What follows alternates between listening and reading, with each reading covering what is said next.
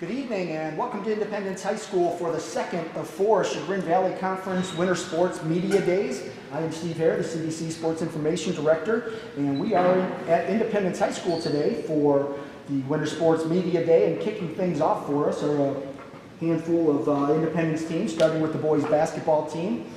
The girls basketball team is on deck, followed by Cuyahoga Heights girls basketball, Brooklyn girls basketball, and then we'll have Independence Wrestling starting off the 6 o'clock hour, followed by Brooklyn Wrestling, Beachwood Wrestling, Hawken boys basketball, and then Independence Swimming will start us out at 7 o'clock hour, followed by Orange basketball, Trinity girls basketball, Trinity Wrestling, Lutheran West girls basketball, and Crestwood Wrestling will close out the night here at Independence. Tomorrow we'll be back at Kirtland for another Central Winter Sports Media Day, and we will close things out on Thursday out at Edgewood. And without further ado, let's go ahead and introduce the Independence Blue Devils boys basketball team. Coach Holliday couldn't be here with us today, so we've got three players. All the way to the left is Joey Jamasic, in the middle is Sam Crooks, and to the right is Landon Jacek. Gentlemen, thanks for coming out here, making this long trip, fitting this into your schedule. I know you guys have a scrimmage here tonight at 6 o'clock, so best of luck to you there. But I'm glad you could catch up with us today. And who wants to act as the team spokesman? Sam, you're the man. Go ahead and pick up that microphone. And, obviously Coach Holliday couldn't be here. You guys graduated a big senior class last year, so you're going to start out a lot of new faces in the lineup. You guys obviously have had some varsity minutes. I think you've got two starters sitting at the table, so you've got a lot of kids coming back with varsity experience. But with those new faces, how's that preseason gone, and how are things coming together as you guys try to gel as a team this year? Yeah, so to us, rebuilding is just a word. We've lost, but we've also gained this season. We put in the work preseason, and we're ready to compete. Looking at, obviously when you lose that big class of seniors, and a lot of those guys were 3- and 4-year starters, so you're losing a big core, big shoes to fill. How do you guys plan to do that? I mean, it's not like you can just say, hey, you're one guy, go out and take Kyle Zidman's place. You can't do that. He's kind of irreplaceable there. You're going to have to, a teamwork committee by approach aspect there. But how are you guys trying to fill all those shoes of the seniors that left last year? Right, so it was a great experience last year to play with 6 seniors. But this year we're going to spread the floor. We're going to talk and communicate on defense and on offense, and we're going to have each other's backs. I think one of the big things is you're going to have to find somebody that's going to come in and pick up the scoring, and I've seen you guys play, so I know there's a lot of guys on that roster that can still score. Is the game plan going to be centered around a couple of guys, trying to get them looks, or is it more of a, hey, let's get the hot hand going, that type of thing? Right, absolutely not. We are going to work as a team. Our goal this year is to have each other's backs. We put in preseason work where it's all team revolved. So, 1, 2, 3 guys aren't going to do all the scoring. We have to have each other's backs, and that's how we're going to be able to outwork and compete this year. All right, I'll come back to you, Sam. Let's start there with Joey. Joey, go ahead and grab that mic. Make sure your black switch is up. And just coming in, obviously you're going to see a lot more minutes. You're going to play a bigger role this year. How exciting is it for you just to kind of start this year and knowing you're going to play a big role? It's pretty exciting, but I mean, like last year, seeing all the seniors and stuff, it's good to see them kind of get more of basketball knowledge. But I think we've all worked in the summer, us two and the rest of the team, and I think we're gonna be ready. I think the nice thing is you guys had so many years to learn from that group of seniors that really came out. They won a lot of games, did a lot of good things, showed you how to prepare and train and get mentally right. What did you learn from that class that you're going to use this year and implement and kind of pass down to the younger kids as well? Just learned a lot of the little things, like taking one step over to get the charge, getting one more pass to the shooter, or getting a backup to someone. Also just more of a team aspect. We had Kyle, but I think now this year we're going to be more team oriented, so I think learning little things from them like that will help us this year. What is your role this year? Just try to, just do what I could do, help the team win, lead on defense, but then also whatever can on offense or both ends of the court. Just got to do what I got to do to help us win. So you're a guard? Yeah. Definitely not a center? No. Not the biggest guy out there, but as a guard, what kind of offense are you guys running? We're just gonna spread it. We're just gonna spread the court out, get open lanes for us, attacking lanes, and then if there's a shooter open, kick it to them. Try to knock down some threes. And then how about on defense? What's your role there? Just be scrappy up top, and then if needs to be, just like not be scared to take a charge. We're all learning that right now. There's a charge that you can get, take that one step over, and get it for our team so we get back on offense. I'll let these other guys talk about the big guys, but you go ahead and talk about some of the other guards on the team and what they bring to the court.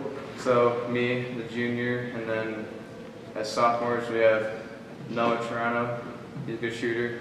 Sam, another good leader on our team. Then with the freshmen, my brother, he's a point guard.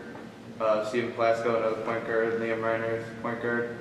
Yeah, we're young, but I mean, I think learning together, like building up together, I think is going to help us all, like learn each other's styles, and then for the next few years, whatever we can do to win some games, that's what we're going to do. Even just compete in general. I know Coach is testing you guys early, especially like tonight with a scrimmage against Amherst, a big Division I school that's going to come in, and you're probably going to see some size and some depth, and you guys are going to really have to kind of push yourselves a little bit. How much does that help when you play teams like that, where you know you're maybe a little bit outmatched physically, but you know you still have to go out and play and compete? It just helps us for like further down the road. Like yeah, we've been playing some big schools, and Coach has that schedule, like a pretty tough schedule, so we could like get the atmosphere, get how the bigger schools, the taller schools are going to be like, and then when it comes later in the season and then playoffs, we'll be ready. We'll be ready as we can be, and then play our game then. Obviously, being a junior, you've got 2 years of high school basketball, so there's not a whole lot of anxiety that this is my last year. I gotta make the best of it. But what kind of goals do you have for your junior year, knowing that you still have another year to play? I mean, just play how I play. Don't do anything like out of myself because I know my limits. But I mean, I don't know. Just try to be the best leader I can on this team, and then try to get the most amount of wins we can this year, and then if anything's left over, get that next year. But we want everything now, not later. I always like to ask, for guys at the table, who's a breakout player that right now somebody on the team, nobody knows who they are, but after a few games, everybody's going to know? We got a few guys because obviously a younger team, not many guys got varsity minutes last year, but with the guards especially, I think Noah Toronto is definitely going to see some more light this year. I think my brother's going to hopefully develop and then show some people.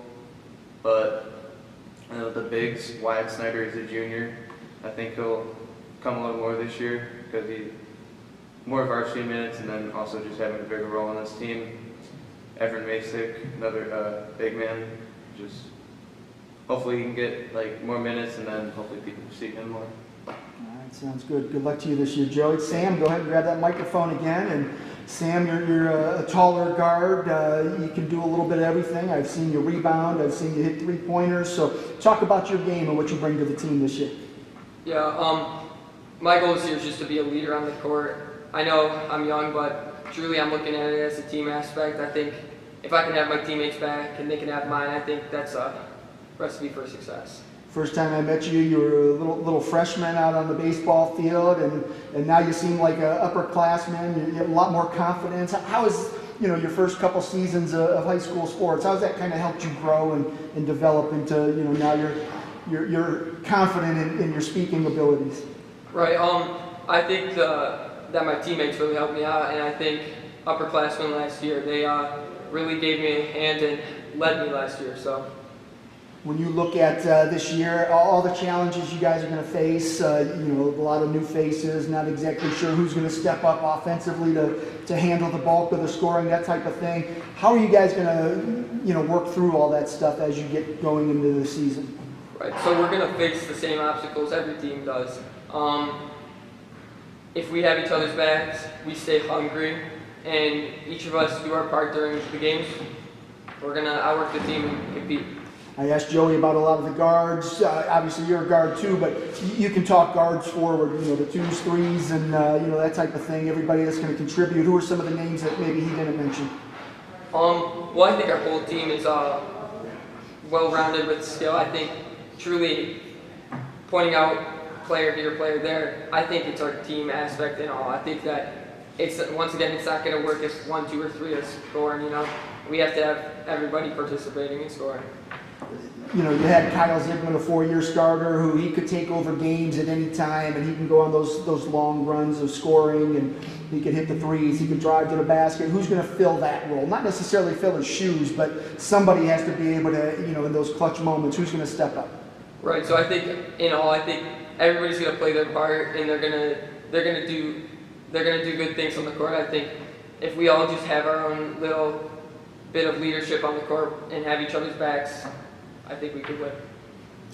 I asked Joey about the offense. Why don't you talk a little bit about the defense? What's the strategy there? What are you guys trying to do? Right, so we're just going to be scrappy, aggressive, and at sometimes we could pack it in, sometimes we could space it out. So we'll be ready for whatever. All right, and what kind of goals do you have for yourself this year? This year I just want to be a leader on the court, and I think truly that if we all have each other's backs and we all just do our own leadership thing, that's our recipe for success. Outstanding. Good luck to you this year. All right, Landon, on to you. Grab that mic. Make sure the black switch is up. Landon was the goalkeeper for the soccer team. Landon, I know soccer and basketball aren't exactly the same sport, but your role, that guy in the net, you're the last line of defense. Kind of the same thing in basketball, where you're the guy up there in the post. I don't know if they call you a forward or a center, whatever role you're playing this year, but you're a guy that's going to have to block some shots and do that type of thing. So how did soccer help prepare you for a big year in basketball? I mean, I didn't think I was going to play soccer, and I started playing soccer. That really helped with my leadership skills. I mean, got to communicate with the entire team, help them be in the right spots, right time. When you're probably the biggest guy on the team this year, right? So when you've got that role and knowing you're going to, you know, Lutheran West has a really tall kid. Tonight you're going to see Amherst in the scrimmage. They're going to have some big kids. So you're going to be tasked to step up against those guys. How ready are you for that? I'm ready. I mean, I got to compete in every game. Just want to go out there and compete. When you've got a young team like Independence is going to be this year, a lot of it's going to come down, the success is going to come down on how well the veterans handle that and lead the way and lead the charge and do those types of things. What are you guys doing as a group to kind of show these young guys, hey, we're young, but we still have to have this expectation to go out and win games and compete? And how are you guys showing them the right way to prepare and get ready for that? Communication. I mean, we practice every day. We got to practice as a team. Bonding. We're in the weight room. Got to get big. We're not the tallest team, but if we can go out there and compete and be conditioned, that's how we're going to compete in every game. Who are some of the other guys that are going to play in the paint, do those types of things with you? Everett Masick. Everett Masick, Rocco. Then we got James. I don't know if he was going to play basketball, but he showed up. I was like, who's this kid? Which James? James Kitagawa. Okay. Knockdown shooter, get in there and get the rebounds. He does what you ask him to do.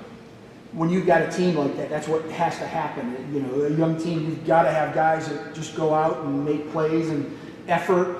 How do you inspire your teammates to go out and play hard like that and sell out and do everything they can do? It all comes, like, we got to be ready as a team. Go out there, compete. They're all young, so we got us three.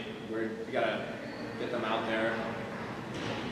And there are no seniors on the team this year, correct? Right? Yeah, so you guys, whether you want to call it a rebuilding year or not, the good news is you have another year where whatever happens this year, you're going to be able to build off this experience next year. So that's always something to look forward to. But I know nobody wants to say, wow, this is just a throwaway year. We're looking toward next year. You want to be able to go out and compete and do those things this year. So what do you think the keys to Independence's success is this year? We got to stay in every game. Got to keep each other's heads up. Make it to playoffs. We got to. Is that, I mean, going out on a nightly basis, you're going to go out and in the CVC alone, you're going to see like Cuyahoga Heights, great shooting team, Lutheran West, they've got a lot of size. So you're going to see a lot of different components there each night. How do you prepare for all that? What's it like for you guys on a weekly basis, just preparing for different opponents, getting ready for a game on Tuesday, a game on Saturday, that type of thing? We're going to watch some film, practice what we need to do, and practice what we need to practice. Go out there, do what we need to do. All right. And then just for you specifically, what are your goals for your junior year? Go out there and compete every game, lead my team, hopefully to victories, and playoffs. Outstanding. All right, gentlemen. Well, I appreciate you being here. I'll let you cut out and get ready for your scrimmage here. What, 6 o'clock, right? So a little bit of time yet, but good luck tonight and this season. Thank you. All right, thank you. That was the Independence boys basketball team here at the CVC Winter Sports Media Day. This is our West edition. We will have another Central version tomorrow out at Kirtland High School, and then we'll close things up on Thursday out at Edgewood to reach our Eastern teams. When we've got a conference with 22 schools that spans 5 counties, we have to get creative in how we can get our teams and coaches out here to participate in media day events. And I think we've settled on this geographic way of doing things. So this year we're running 4 media days in the winter. We had 4 in the fall, and I believe we'll do the same thing in the spring with 4 media day events. Up next, we've got the Independence girls basketball team. They're getting ready to settle in here. We're going to go ahead and recognize our presenting sponsor of CVC TV, Ohio Center for Oral, Facial, and Implant Surgery. And when we return, the Blue Devils should be ready to roll. Ohio Center for Oral, Facial, and Implant Surgery diagnoses and treats facial pain and injuries, and also offers a full range of dental implants and bone grafting procedures. Look no further than the Ohio Center for Oral, Facial, and Implant Surgery for all of your oral surgery and cosmetic surgery needs. Please visit their website at www.ohsurgery.com. Okay, welcome back to Independence High School for the 2022 CVC Winter Sports Media Day. We are live from Independence High School, and up next we've got the Independence girls basketball team. Head coach Hugh McMahon, who, if the name sounds familiar, it should. He was a coach here at Independence for many years of the boys program, and now he's going to throw his hat in the ring with the girls. He previously coached girls out at Chanel, so if the name sounds familiar, you also remember him from his Chanel coaching days. But Coach, welcome. Appreciate you bringing the girls here. Long trip to Independence High School. Just got done practicing about 50 feet away from here, so so if Coach looks a little rough, he was out there dunking and showing the girls how to do it. So, Coach, go ahead and grab your microphone and introduce the girls you brought with you, and then just give us your elevator pitch. What have you seen out of the girls here in the first couple of weeks? We have the senior captains, Addie Westerberg, Ashley Adams, and Carrie Smith. We are, so far, this group has picked up what I like to do and what I think is best for us faster than any group that I've had before. So I'm really excited about that. I think we're a fairly deep team, and we rotate a lot of players. It's really interesting to see them after watching them the last few years with my daughter being in the program. It's a lot of fun to go to practice and be around and see them in the hallways. And so I'm really excited about what we're going to be like every week. It seems like it just keeps building one week after the other, one building block after another. We talked a couple weeks ago when I did the little story on you taking the job here as the girls coach, and one of the things I asked you about was that transition. And it's a little bit easier because you know the player. A lot of new coaches walk into a new school, they don't know anybody, they've got to get to know the kids. You got to walk in, you know the kids already, you've watched them play for a couple of years, so you know what they're capable of, and you know what buttons to push to kind of to elevate their game a little bit. How has that helped your transition? We put in an offense that I think accentuates what we will do well. And so I saw that as soon as I got the job, I had that in my mind, and we've been practicing all the pieces, parts that go with that. And while it's not the easiest thing to pick up all the time, they've done a phenomenal job with it. And I think they see the benefits of it. You can't see at home, but the girls are all giggling here, so I can't wait to talk to them. But they like to laugh at me, which is, it's a nice, fun environment. They're still laughing at me. And that's why I took the job. I saw them play.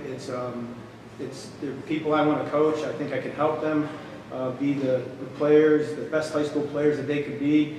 And so that's all we're trying to do with our offense, and put them in positions where they can be successful. Obviously, every school graduates some seniors, you lose some kids, you got to replace some, you've got some pretty big shoes to fill in a couple of positions. What are you doing to, number one, implement all of your new strategies, your game plans, and also finding players that you can say, okay, hey, you're going to take over what she did last year, and that type of thing. Just finding new roles or solidifying roles. Well, I really think that there's a lot of untapped potential from these young ladies that wasn't utilized, and so we kind of just wash away everything from last year and start new. On the first day that we got together, I gave her a blank piece of paper and I asked Addie to read the story about our season. And she's like looking at me like I'm crazy, and then I asked somebody else to read and somebody else to read, and they're all giggling and laughing because the story hasn't been written. And we're going to make up the story. We get to determine what's going to happen. And so what happened last year is meaningless. What happens now is everything. And it's because we're the ones doing it. I could just shut down the live stream now, because that's what I ask all the kids here is like, you're writing your senior year story, or if you're a junior or whatever, you're writing your story. You just answered the question. No, you can't shut it down. You did a great job. It's phenomenal. And you got to hear from these young ladies too. So. All right, I'll be back to you to recap after we get to hear what they have to say, because I especially love when it's a new coach, because the new coach can tell me what's going on, but then I like to hear from the kids, because they might have a whole different idea of how things have gone. So I did pay them a lot of money to I see. things. I see. So, no, they're great young ladies. Sounds good. All right, Addie, we'll start with you. Go ahead and grab that microphone and make sure your black switch is up. And just introduce yourself, name, grade, and position. I'm Addie. Is this on? It's on. Okay. I'm Addie. I'm a senior, and I kind of play everywhere. 1 through 5, but not at the same time. No. I have to stop my dad jokes. I have to stop. I just can't help myself. Like, one girl was like, oh, I could play from 3 to 5. I said, well, what happens if you have a 7 o'clock game? And then she's looking at me like, and I'm cracking up because I find myself to be hilarious. Nobody else, like, look, they're all like, dude, you're not funny. But I'm hilarious. See, now they're laughing. Exactly. Here comes Annie walking out. Annie McGee, the AD, walking out of her office. She overheard. She knows I'm hilarious too. She can't stop laughing. She's cracking up. Exactly. All right, Addie. So tell me, how has this transition gone? You had Coach Marcinko for the first 3 years, and now you've got Coach McMahon. How's the transition? It was very good, I think. I guess getting used to a new coach, like, there's always ups and downs with that, but we were ready for a new coach. We were excited to have a fresh start here, so. How much did it help just knowing that his familiarity with the girls and the program? How much did that help, where it wasn't a new coach coming in and you didn't have to wear a name tag so they knew who you were? How much did that help? It definitely helped. Like, I guess Mackenzie played with us before, so he was always in the stands. Like he said, he saw us playing, and I guess that kind of helped that he had like some background knowledge coming into it. Like, he knew what we could all do. So. And since you brought that up, nice segue, what can you do? What is your role this year? I guess just to be a leader on and off the court and score, help my teammates reach their full potential, I guess. Do you have a specific role yet? I mean, you said you could kind of do it all or play anywhere. I don't know. He didn't pay you to say that. She does play all over the place. So, other than maybe point guard. Oh yeah. But she does kind of bring the ball up some for us. So we'll put her in the best situation, depending on who's guarding her. She can play inside or out. So we'll utilize that and look to attack the team where they're weaker. All right. One of the things I always ask the kids is, we've got the girls at the table, so don't mention any of them, but who are some of the other girls in practice that have kind of impressed you already? I think Paige and Addie both are going to have a good season. They've definitely stepped up to the plate this year, and they really get to show this year too what they're capable of. Casey, Kat, Emily, she's a freshman. I think we're going to have a lot of help from them. When you look at your senior year, and Coach kind of alluded to that, you get to write your story. How do you want it to end? I guess just by having fun. The last few years have kind of been more like to play first, and you didn't really get to have the fun going, I guess, after. So as long as we're all having fun, I think we'll be successful this season.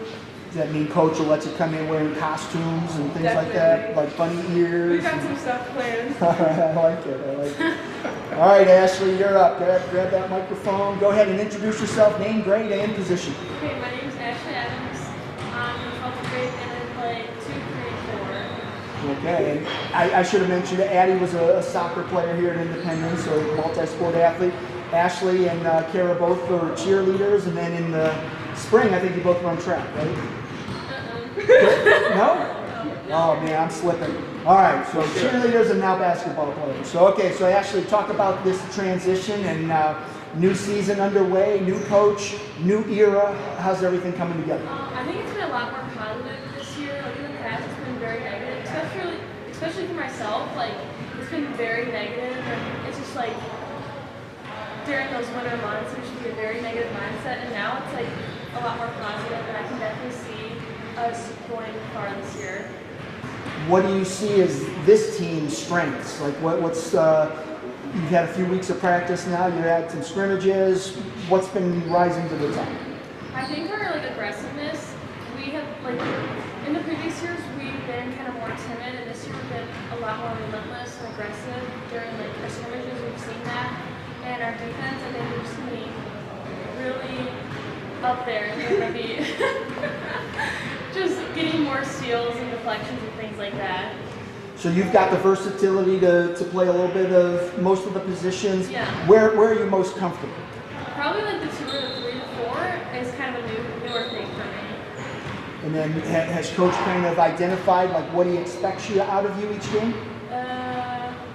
Still a work in I mean, progress? not exactly, but I feel like he's been like more like defensive things, like me getting steals and stuff like that, and being aggressive. And then same question I asked Addie. Who are some of the players that have really impressed you so far? I definitely think like Kat, Casey, Paige, and Addie, and then also Emily Gibbons, she's a freshman. She's a freshman? And she definitely, well, also a lot of freshmen have really good potential. We just have like, we're very well-rounded on the bench. All right. And then just goal-wise, what are you hoping to accomplish for your senior year? Like Eddie said, having fun. I like to have fun, and I want to do that my senior year. All right, Kara, on to you. Kara, last year you kind of were the breakout player. I remember at the Orange game out there. I don't know, you drained a bunch of threes. What'd you end up with, 20-some points or something like that? So it was a big game for you, and then you had a nice junior year. But how exciting is it to embark on another year, having that year of experience under your belt? I think it's really exciting. I also think it's really exciting to have a coach because he's a big influence on positive. He's always like wants us to make sure that we feel confident walking out of practice, walking on and off the court, and especially being with teammates. That's just something that I really want us to focus on this year because just being nice to each other and all just like having a good bond just creates a really I think we can do that and be really good this year. And what is your role this year? I know you're a guard, you can shoot, you can drive to the hoop, but what is Coach looking for you to do? Recently, I've been point guard. Not fully. I switch on and off between the two, sometimes 3. So it's a bit of a change, but it's Talk about the offense you guys are running this year. Is there anything you're doing differently? I mean, obviously, Coach is implementing some new things. yeah, we definitely have a lot more offense different last year, and I think just once again being good teammates.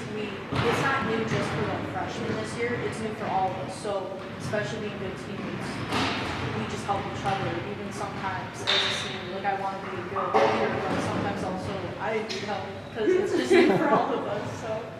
Yeah. And I know, having covered Coach McMahon when he coached the boys team here, I know he likes to play defense too. How's that working out? Definitely wants us to be up more, always aggressive, giving our full effort always when on the court. Right. And then just goals for you. What are you hoping to accomplish this year? I want to be a very good leader. I personally want to improve on being point guard because it's nice to be here. I like it. All right, Coach, back to you. You got to hear from your players now. How satisfied are you that your message has been delivered? Well, the laughter tells me there's positivity going on here, so and that they're enjoying themselves. They're still laughing at my dad joke. Come on, So, be honest. well, they get them all practice long for me too. So I'm excited about what I hear. They know there's work to be done, but they're willing to do it. They know that I want them to be aggressive. They understand that. And I think it is fun to go out there and play hard. And you probably, if you do that, you most likely will win. So that's part of being fun too, as far as I see it. So I keep telling them that how much I believe in them and how much they can do. I don't know if they know that just yet, but it's my job to help them see that. And so I find it extremely exciting and just a fantastic thing to do this year as a coach. Just walk down the hallway and coach the girls that I love to coach. And you kind of brought it up. Once you hit the court and the other teams out there and the games count and there's referees and fans, you don't know how the girls are going to respond yet. It's now a pressure situation, facing that adversity. In the preseason, you try to put them into some situations where they face that adversity, but eventually the light comes on. You hope it's sooner than later, but what's it going to take for you to say, hey, this year was a success? Well, I don't know exactly if it's a number of wins or I always like to measure my teams by how well we do at the end of the year, because especially this year, because of how much practice that we're going to need to do together and how much learning we need to do together. And I equate this to a lot of the girls' teams that I had. If they're willing to put the work in, which I think they are, I think they can be fantastic. And so, success for me is just as long as we keep working, as long as we're staying positive. I think, all the stuff on the court takes care of itself. And so you see their attitudes are phenomenal. It's great. So that I think that moves us in the right direction every day. Sounds good. Well, appreciate you all making this long trip here to Independence High School, especially coming in after practice. That's rough, but appreciate you ladies being here for that. Best of luck to you. You open up Friday against Parma. Yeah, at Parma. So you'll get to see how things come together all at once. And we go out there. We've had a pretty tough schedule as far as scrimmages, and so we'll go out there and we'll just keep getting better every day. All right, sounds good. Well, good luck to you ladies. I appreciate your time. Thank you. That was the Independence Blue Devils girls basketball team here at CVC Winter Sports Media Day, presented by Ohio Center for Oral, Facial, and Implant Surgery. And we're going to hear a little message from them as we allow the Cuyahoga Heights Red Wolves to take their seats at the hot table. Ohio Center for Oral, Facial, and Implant Surgery diagnoses and treats facial pain and injuries, and also offers a full range of dental implants and bone grafting procedures. Look no further than the Ohio Center for Oral, Facial, and Implant Surgery for all of your oral surgery and cosmetic surgery needs. Please visit their website at www.ohsurgery.com. Welcome back to Independence High School for the 2022 CVC Winter Sports Media Day. This is our second of 4. We started our Winter Sports Media Day kickoff on Sunday at Kirtland High School, our central edition of our Media Day. Today we're out at Independence. Tomorrow we'll be back at Kirtland for our second Central Media Day, and then we'll close things out on Thursday out at Edgewood High School. And up next here at Independence are the Cuyahoga Heights Red Wolves, who are not real comfortable in this blue and gold facility, but they'll make do for their 15-minute interview. Head coach Al Martin, appreciate you guys making the trip here. Coach, go ahead and introduce the girls you brought with you, and then just give us your elevator pitch. What can we expect out of the Red Wolves this season? Okay, we have Tess Conroy here. I'll flip that little switch up. There you go. The black one, it's kind of where your thumb is. There you go. That's okay. Tess Conroy to my right here, and then Grace Lasky, 2 of our seniors, both multiple year starters for us. We have a good group of girls coming back. We've had some injuries, unfortunately. So we have 3 girls that are out with injuries. Julia Janke, who's a really good player for us. Riley Connors, who is going to have a big role for us also. And then Sienna Harvey, who's going to be a good player off the bench. So we've lost a lot in the off season, but we have a good group coming back with Tess and Grace. and then Ava Galick and Reese Frank, and then we're playing a lot of other girls in some roles right now through the scrimmages to try to develop some chemistry with some of the other girls who are going to be helping us in that 5th spot. First off, I have to say, I don't know how you do it. You know, it's one thing to coach multiple sports in different seasons, but when your football season overlaps so much with the high school basketball season, I don't know how you do it. I don't know how you sleep. And, you know, you had that playoff run. Unfortunately, came to an end on Friday night, right? Or Saturday, yeah. I was at home watching. I couldn't remember what day it was. I couldn't remember if it was yesterday I'm or trying to forget it, so. Yeah, I don't blame you. It started out, it was going pretty well, and then took a turn for the worse. But yeah, I don't know how you do it. But then you come into the girls' basketball season, and it's like you don't skip a beat. And well, we have good coaches. Coach Harris and Coach Ronaldo do a good job, and even more important than that, we have good girls. Girls are really smart people, and they know how to practice. They know what they need to work on. I've missed some things because I've had to be out of football. I've tried to schedule around it at times, but we can't make them have the late practice every night. They don't like that. So sometimes they have the early practice, but our other coaches do a really good job, and they know how to practice and get better.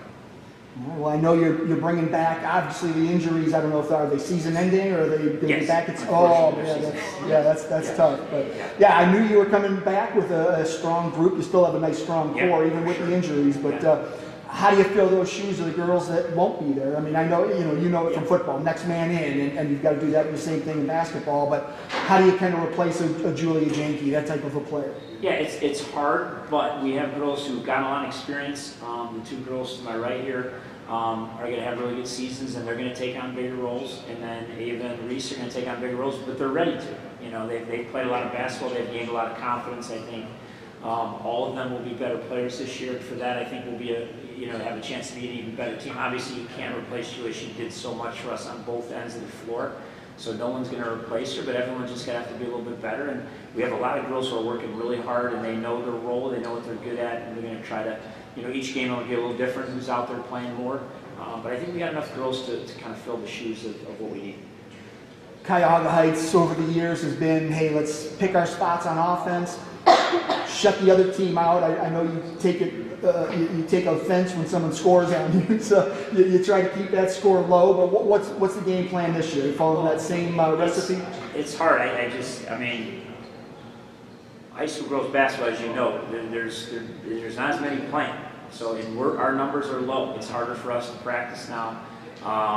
But yeah, we can't just go out there and run up and down and outscore people, and we just don't. I mean, there's people we're going to play against in the tournament that have an AAU team out there. So, more girls are matriculating to a certain number of schools, and we're fortunate to have some really good, talented basketball players and some competitive girls. Even if basketball is not their first sport or their first love, they're really competitive and really smart, and we try to take advantage of those things. And to do that, you have to put a lot on their platter, and it's hard for our girls because we put a lot on them in terms of how to stop people, and it's not easy when you're all, Tess is our tallest girl, maybe at 5'8", with shoes on, or we got 5'5", 5'4". If she wears her hair up. Yeah, so I mean, it's not easy to stop people who are talented and bigger than you, and we do it with a team philosophy, but practices are hard, and not necessarily physically all the time, but just mentally and what we demand of them. And thankfully, we have some tough, competitive girls who have some thick skin and can be coached and can accept responsibility for things that they don't do well and work really hard to get better at. And they take a lot of pride. And these 2 set a great example in practice. I mean, Grace doesn't score a lot for us, but she's an elite defender. She understands the game at a high level, and she's very unselfish. And Tess sets a great example at practice every day about how to be a basketball player, because she is one of our girls who is a basketball player. She's always been one. That's where we miss Julia a lot, because Julia is a basketball junkie too, and the other girls kind of feed off of them. But I really think that we're going to have a really good year. We got 4 good players coming back to experience. We got a bunch of other girls who are getting better and have a lot of promise. So I think we'll have a good season. I can tell you in my coaches poll that I send out every year so far, all the returns, if you're looking at the early returns, I think everybody sees Cuyahoga Heights as a favorite in the Metro, and so I think that's earned because of your reputation, the way you've done things, what you had coming back. And one of the things that you mentioned is, you're not an AAU team, but what you have is a small school culture that's been developed over decades, and whether it's girls basketball, softball, basketball, football, hard-nosed kids play hard, they compete hard. They may not be the most talented athletes, but together they become a team, and that's what I like about Cuyahoga Heights in particular. Kirtland's got it, Independence has it too. It's just that small school culture, kids playing multiple sports, and they just go out and play hard. It's fun to watch. Yeah, it's hard. The multiple sport thing is hard for us. I mean, Absolutely. we were able to convince Kayla Valley, who's a really good softball player, to come back out and help us with the basketball team, and we really appreciate that, and we wish a few more would. Yeah, I think she went out and played soccer too. I saw her at a soccer game. She played soccer too, and and a lot of our girls do help out in a number of different sports, and we try to tell the other ones, like, hey, they're helping in your sport, maybe you can help them in their favorite sport too. So that's kind of the mentality we've had, but it's getting harder and harder. Basketball it's a long time this season in the winter, and it goes over a couple holidays, and it's just difficult to get people to commit, particularly in today's age. And it's not a sport that's easy. You know, it's hard, and you're right out there in the open. The fans are sitting 5 feet from you, yelling stuff out at you. So it's hard on you emotionally and mentally. So it's tough. But we have a tough, hard-nosed group, and they're very competitive girls, and they're a joy to coach, and I love being around them.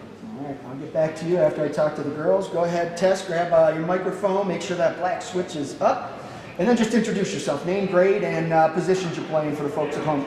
I'm Tess Conrad, I'm a senior, and I am a post player. You're a post player. I always thought you as a guard, but you'll do whatever you have to do. Yeah. I mean, you have a guard shooting touch. You don't have a post player body. You don't have that height, but you go out and do what you can. How do you do that? I mean, we just kind of talked about it. It's that hard-nosed approach. And if coach says, "Hey, I need you to be a center today," you'll go out and you'll be a center. You'll do your best job. But how do you just kind of go in and take what's there? You know, you face a lot of adversity as a small school, especially now that you've got some injuries. But you guys just go out and just keep doing it. What drives that? I think just us as a team, we all love each other and we'll do anything for each other. So if I have to go out and play post, go out and play post. And just, you know, as coach said, you're now it's next man in, or in this situation, next woman in, you go in and you have to do what you have to do. How has the team come together to rally behind the girls that are lost, and now, you know, you've got some holes to fill and someone's got to step in and do it?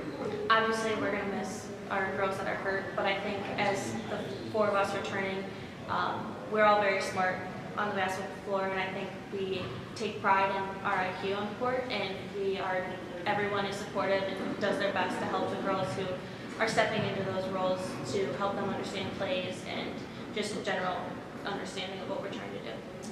What is your role this year? I mean, besides going out and doing everything, you've got to score 20 a night and play shutdown defense. You know, not much to ask of you, but what is your role? I think my role is just to make sure that everyone on the team not only enjoys this season, but that we work as hard as we can every night to come out and play. Obviously, you've got your juniors and seniors, the girls who have made a name for themselves already, trying to maybe up their game this year. Who are some of the players that we don't know about yet that have impressed you so far in practice? I think one player is Kayla. I mean, I don't really know if anyone knows she's playing, but now they know. They do now? She's come out and really done everything that she has in her power to commit herself to this team and do everything she can to step in and fill some of the holes that we're missing from injury. I saw her out at a soccer game, and I was like, "Oh, hey, what are you doing?" She's like, "Oh, I'm playing soccer." I was like, "Oh, that's good." And she's like, "Playing basketball too." I was like, "Oh, that's good." Then I saw her jump, and she knocked the ball away. It's like, oh, she's going to pull some rebounds down for you. She's got a little bit of she can jump, so that helps. Anyone else out there that has kind of just come in and, whoa, hey, I didn't expect that out of her? I think our juniors recently have come out and have surprised me. Their IQ understanding of the floor this year is completely different than where it was last year, and they're ultra competitors, so coming out and fighting every day to get better is something that they've always done, but it's definitely at a different level this year. I think that's one of the benefits of a small school, because you have to have that chip on your shoulder approach. You come out, you're playing 3 sports or 2 sports, whatever. You don't have a lot of great athletes, or, you know, great, like in your case, you've got basketball players who are athletes and coach molds them into a team and you do the best you can. You don't have like, hey, I'm a 6'4" basketball player, that's what I do. So everybody has to come in and just take the tools that you have and use them to the best of your ability, and you guys seem to do that well. Why? I think a big part of that has to do with Coach Martin. He's really set a standard that everyone needs to meet, and I think the other part of that is us as a team. We're so close off the floor that I think when we get on the floor, we do anything for each other because of that relationship we have off the floor. You can whisper this so he doesn't hear. Is he always intense? No. Yes, on the floor he is, off the floor. Yeah, I don't see him off the floor or off the field. I always see that I'm the football coach, I'm here, or I'm the basketball coach. He's always got that look like, oh, see, I know why you guys play hard. Because, but he's a softie, though, isn't he? No. No? See, now you just spoiled that myth I had in my head. Figured out he's got this gruff exterior, but inside he's a teddy bear. That's not the case, is what you're saying. No, he's a great coach and someone that we all love to play for. All right, what are your goals for senior year? What are you hoping to accomplish individually and as a team? Individually, my goal is to 1,000 career points. You're close. I know that. How close? I want to say it's like 320 at Cuyahoga, it's 270 on career. Okay. I think. And then as a team, I think obviously we had a really good season last year, but I think coming out this year and doing everything we can to come away with a win, and on the nights that we lose, learning from that loss. All right. Good luck to you this year. Grace, your turn. Grab that microphone. Make sure that black switch is up. And then go ahead and introduce yourself, name, grade, and position. My name is Grace Lasky. I'm a senior and I'm a guard. You must be like the fifth Lasky to come through Cuyahoga. So, were you third or fourth? Third. Third, yeah. Mary, and you have a brother. Jake. All right. So, and you're the last one, right? Yes. All right. So coming in, new season, how exciting is it just to kind of go in? I mean, obviously you're a senior, so it's like a little bit of bittersweet approach. It's like you're excited, but at the same time, every game is getting you closer to the end of your high school career. How are you dealing with those emotions? I think the emotions are really high right now. I'm really excited to go out and get after it for the last season and to make the most of it with my teammates. What is your role this year? My role is just to be a good teammate and to know what the right thing to do is next, and I would say like my defense. And I remember defense, Cuyahoga Heights Independent. No, not who did you play? I was there. I can't remember now, but no, it wasn't Fairport. It was a big game. You guys won. I can't remember. Yeah, we're getting old. Right?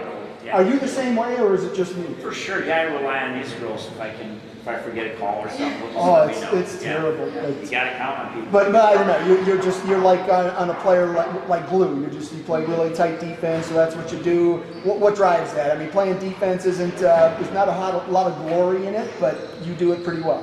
I actually find it kind of fun to try and like have my person not score. But I guess it's for my team. I do whatever I can for us to win, and I think that's what the team needs me to do. And I know that if I get beat, when I get beat, that my teammates will be there and they step in the gaps and help me out. When you look at your team, defense has always been there. I mean, it's such an important part, and obviously you're playing a big role in that. Is there some pride that you take in that you hold the team under 20 points or 30 points? Oh, I guess you could say, yeah, I have some pride in that. Hope so. Who are some of the other girls on defense that are stepping up this year so far in practice? I think Reese Frank, she does a great job. She's very quick. Kayla Valley is super strong, and Ava Gaelic is very lengthy, and I think that will block a lot of shots.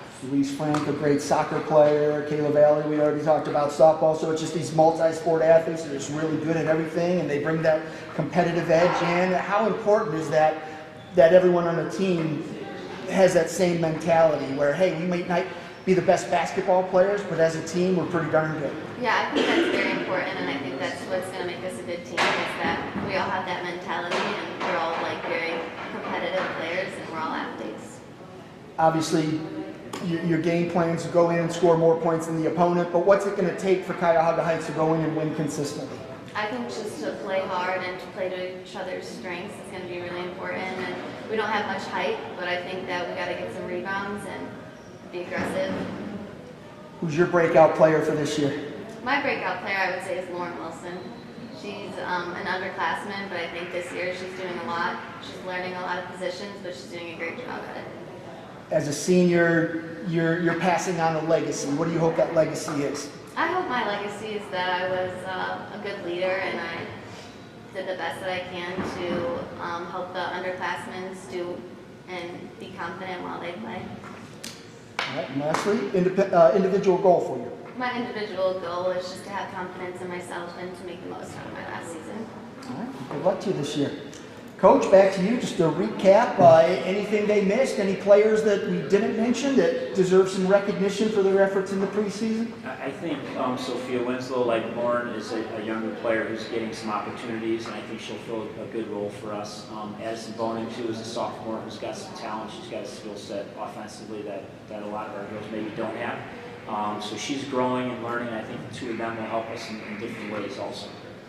All right. Well, I appreciate you all making the trip here, especially Coach coming out of football. I know you're looking for a little bit of downtime and taking another evening away from you, but I appreciate you being here, and best of luck to you guys this season. Thanks a lot. Appreciate it.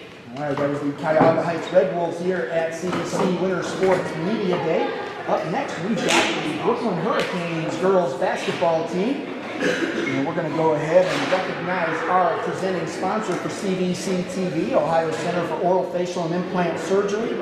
That'll give the Hurricanes a little bit of time to take their seats here at the table, and we'll get started talking some Hurricanes basketball. Ohio Center for Oral, Facial, and Implant Surgery diagnoses and treats facial pain and injuries, and also offers a full range of dental implants and bone grafting procedures. Look no further than the Ohio Center for Oral, Facial, and Implant Surgery for all of your oral surgery and cosmetic surgery needs. Please visit their website at www.ohsurgery.com. Okay, welcome back to CVC Winter Sports Media Day live from Independence High School. Up next, we've got the Brooklyn Hurricanes girls basketball team. Head coach John Hope all the way to my left. We're going to start with him. Coach, go ahead and introduce the girls you brought with you, and then give us your elevator pitch. What can we expect out of the Hurricanes, who are drawing rave reviews so far in the preseason, at least according to my coaches poll that I have sent out. So let's hear it. Well, first of all, thank you for having us tonight. We're honored to be a part of this media night for the CVC. I have my three-headed monster over here with Genesis Caraballo, Delaney David, and Shariah Gales. They're all very shy when it comes to camera, so we gave them a little pep talk and a little tutorial on how to do this, so hopefully they won't crumble under pressure. I'm a little shy in front of the camera too. That's why I'm on this side, and I keep it pointed over there, and I tell my dad jokes and all that, and nobody has to see me embarrassed because nobody laughs, and then they laugh after I get embarrassed, so look, they're laughing. Oh, she's not. She's a tough cookie over here. But they're really good. It is. I love being laughed at. That's just, it's all about fun. So that's all good. No, we're just battling and getting ready for the season. We open up a week from tonight, and we've had a good off season going back to the summer, and just a lot of hard work and really honing in on the details and the finite things about basketball. And if we can just hone in on the fundamentals and get better every day, we have a bright outlook. Well, as I alluded to, through Ohio Varsity, I send out a preview questionnaire at the beginning of the year, and in it I asked for, the whoever's in a conference just to kind of give me their prediction, how they think things will shake out, and Brooklyn's up there near the top. I can't reveal where you're at, but you're receiving some rave reviews already. I think people around the league have high expectations for you, and why is that? We're coming off of a 15-8 season last year, and we started off a little rough. 3 wins on our first 3 games, but we really weren't very crisp. And then we kind of went on a little bit of a downfall. And then we figured it out. We won a 7-game streak, had a huge win over Trinity that would kind of like define our season and put us in the right direction. And the girls are just hungry, and they're hungry now. And these seniors especially, they know they want to end their last year of competitive basketball in high school with a conference championship, and that's our goal. And if we fall short of that, that's on us. What do you look at when you look at your team, offensively, defensively? What do you try to do on a nightly basis? We just, again, drill the fundamentals. We want to make sure that we are strong both offensively and defensively with the fundamentals as far as rebounding, boxing out, communicating, closing out, not letting a girl take us off the dribble to the hole, offensively, strong passes, ball fakes, being where we need to be, going through things hard, screening bodies, the things that really take teams from point A to point B, and nothing too fancy. As one of my former mentors said, it's not about the X's and O's, it's about the Jimmys and the Joes. Are the players going to be there and perform and execute? That's all we ask. And one of the things that you talked about, practicing and drilling, and you can do all those things to work on offense and defense. the one thing that you can't coach is that mindset, and that's what really drives that effort and, in practice and doing all that, and then taking it to a game and carrying it from the practice court to the game court and doing all those things. How is that part coming together? Because it sounds like that's what really clicked for you starting last year. These three have the mental toughness, and we're trying to find the other pieces around them and to drill them mentally also, because the physical stuff will come. It's how they handle adversity in the beginning of the season, during the game, middle of the season, when it's cold outside, it's dark, it's dreary, there's a lot of snow coming. Like, this is Northeast Ohio at its finest. So they got to be mentally tough, but they got to be mentally tough in the classroom too. And when they can translate that from the classroom to the court, I think good things are on the horizon for us. And you kind of touched on that. It is a long season and it's a grind, and it can take a toll on the mental side, and that's where you need your senior leaders to step up and make sure that even though times are hard, they're mentoring the right way to still go into practice and do those things. Are you seeing that out of these three? Yeah, these three are not leaders by the vocal aspect of it, but they're leaders by example. And they excel in not just basketball, but other sports and stuff outside of the classroom as well. So they're the kind of three that the other younger kids look up to and aspire to be, because they've had a lot of success and they're looking for more. All right, sounds good. I will come back to you. We'll start talking to the players. We'll start right there to your left. Grab that microphone. Introduce yourself, name, grade, and position you play. I'm Genesis Carolina, and I'm a point guard, and I'm in 12th grade. Okay. Genesis, that basketball is almost covering you. Move to your left just a little. There you go. Yeah, perfect. I put my props up there. I try to angle them appropriately, but yeah, you're just like almost the perfect height as that ball. But that works out better. So tell me, coming in, I mean, last year you guys had that nice run, and how much did that inspire you in the off season just to say, hey, let's build off of that, come into this year strong, and take what we did last year and build off of it? For sure, like ever since I was a freshman, I've always wanted to win. Like I want to win with my team. Like, this is my team, and we're gonna go as far as we can.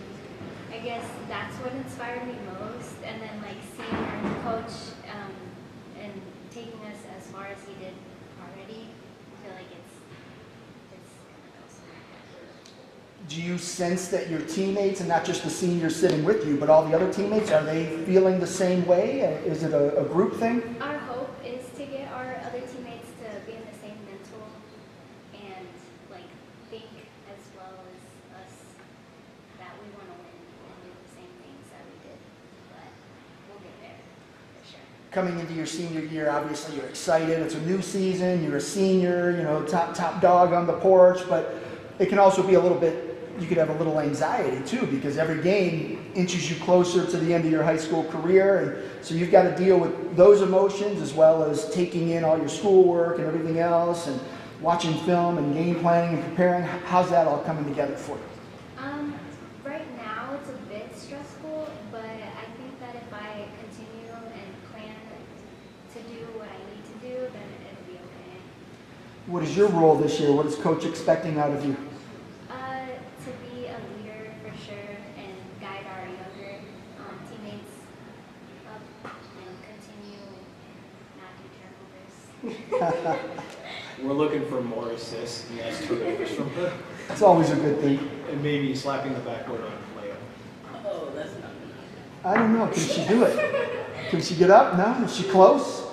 Not even close? No. I was going to ask if she could dunk, but that's just a dad joke that I throw out. But.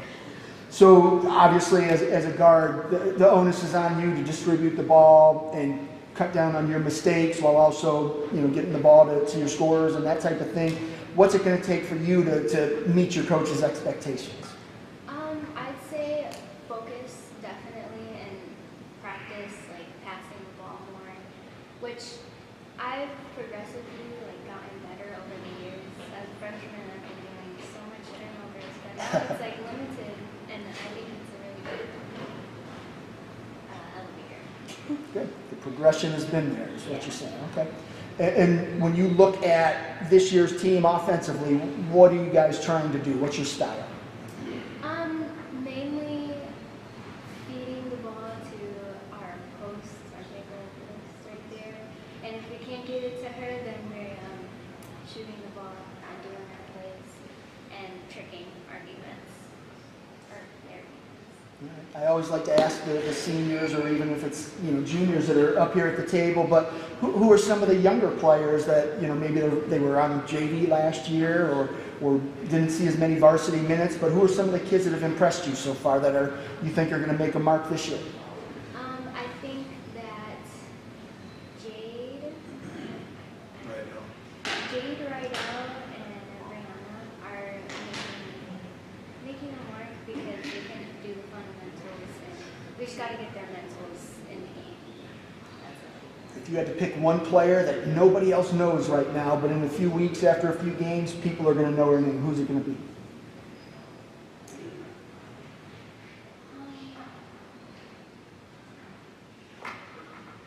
I'd say, I feel like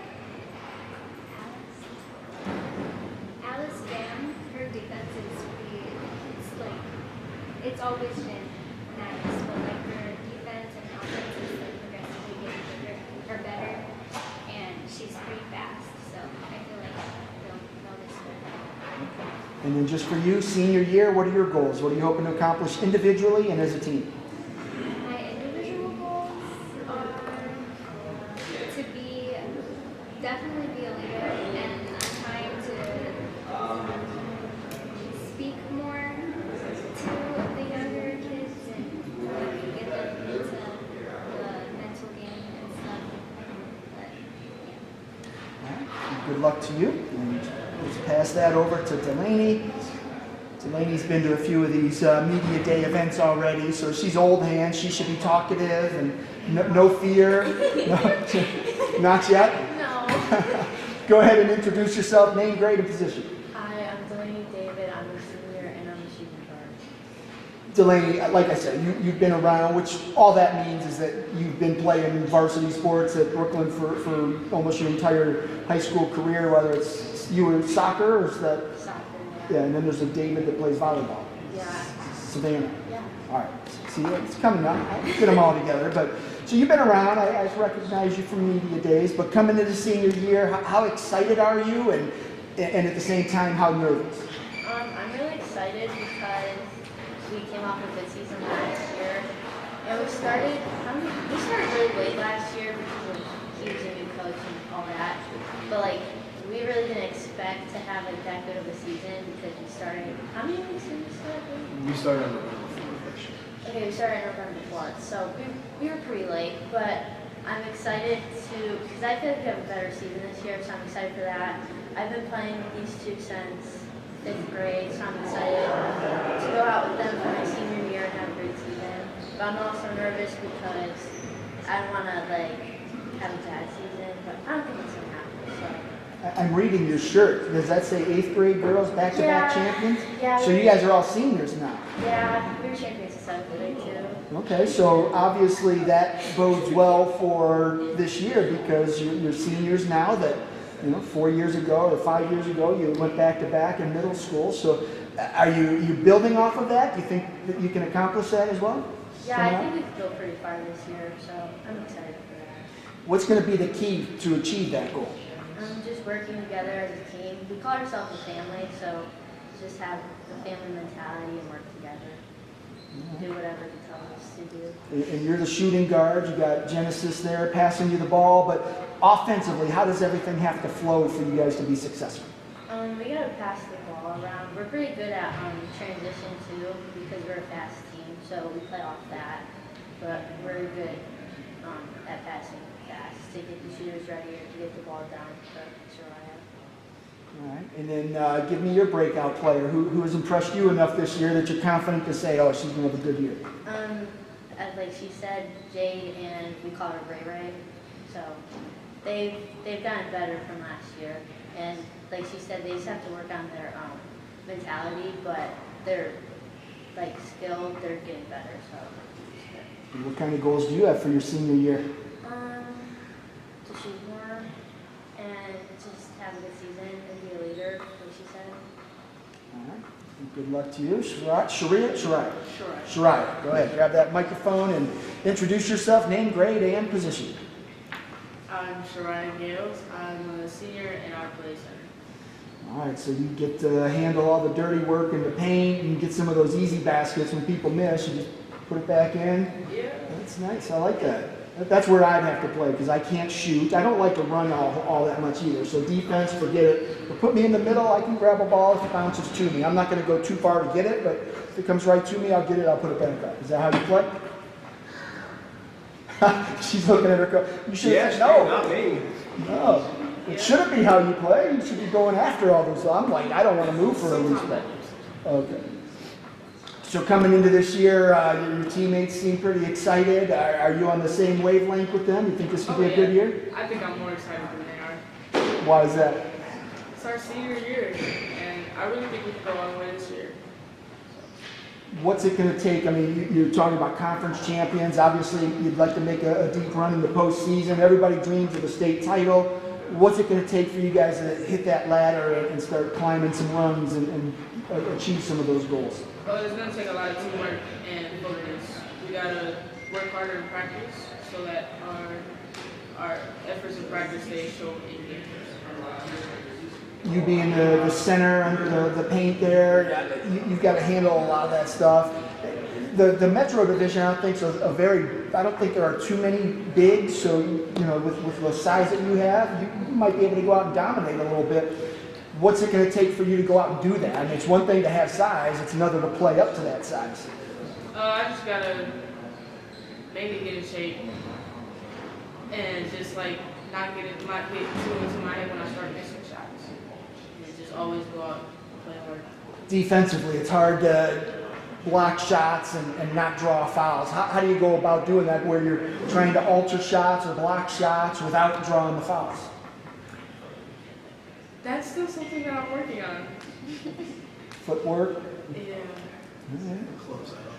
Same question I asked the other girls. Who's a player that you think's going to have a breakout year? I'm going to have to go with Alice Fan. She's been working a lot.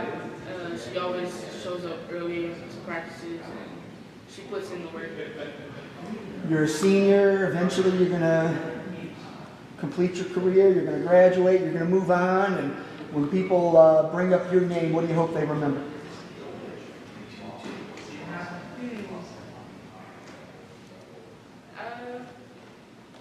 a good question. I just hope people remember that I always gave 100% out there on the court, no matter what, win or lose. It's not a bad thing to have people remember about you. All right, good luck to you. Coach, go back to you real quick just to wrap up. You got to hear from your seniors. How confident are you that the message you've been sending has been received and they're ready to kind of run out there and achieve their goals this year? Well, I'm confident that the message is received because I saw it in the offseason and I'm seeing it currently right now in our preseason getting ready for the opener next Tuesday. We have a great respect for all of our teams in the Metro. We know that it's going to be a battle every night. We play those 10 conference games. We are going to have to study, we're going to have to prepare, we're going to have to get better at some of the things that hold us back. But we will be ready when we face them. There's not a challenge that we will not accept. We'll go right after them. We'll play our best, and if it happens, it happens. But our goal is the conference championship, and we feel like we have the squad to do it. Outstanding. I appreciate you all making the trip here, and best of luck to you this season. Thank you very much. Appreciate it. All right, that was the Brooklyn Hurricanes girls basketball team here at CVC Winter Sports Media Day. Up next, we've got the Independence Wrestling team. Head coach Ken DeAngelis. We're going to go ahead and recognize our CVC TV presenting sponsor, Ohio Center for Oral Facial and Implant Surgery. That'll give the Blue Devils. Ohio Center for Oral Facial and Implant Surgery diagnoses and treats facial pain and injuries, and also offers a full range of dental implants and bone grafting procedures. Look no further than the Ohio Center for Oral Facial and Implant Surgery for all of your oral surgery and cosmetic surgery needs. Please visit their website at www.ohsurgery.com. All right, welcome back to Independence High School for the second of our 4 CVC Winter Sports Media Days. I am Steve Harris, CVC Sports Information Director. Up next is the Independence Wrestling team, head coach Ken DeAngelis. Coach, guys, thanks for making the long trip here. And I just got out of practice, so I do appreciate that. It's always tough to go through a practice, especially a wrestling practice, and then try and look pretty on film. But we're wrestlers. It doesn't matter how we look. We don't care. So, but I appreciate you being here. Coach, go ahead, introduce the guys you brought with you, and then give us an elevator pitch. What can we expect out of the Pin and Blue Devils this year? Great. Well, first of all, Steve, thanks for doing this. We really appreciate you promoting the CVC and specifically the sport of wrestling. To my left here, senior Rory Corrigan is going to be our 190-pounder this year. Excited to get him, have him lead the way. To my right, Vinny Kubicki. He's our senior 113, 120-pounder. Vinny was a match away from state last year, lost in the consolation semis at district, so we're excited to get him back on the mat. And as far as elevator pitch, we look to scrap every day. I told you guys the three things we focus on are, hard work, hustle, and just physicalness. So that's what we're looking to do, yeah, we're excited. We're excited to get back on the mat and excited to go. Wrestling, always one of my favorite sports. It kind of shaped who I was and who I became, and I love talking wrestling. So these are always my favorite parts of a media day, is just talking about wrestling, talking to wrestlers, and just hearing it. And you bring it up.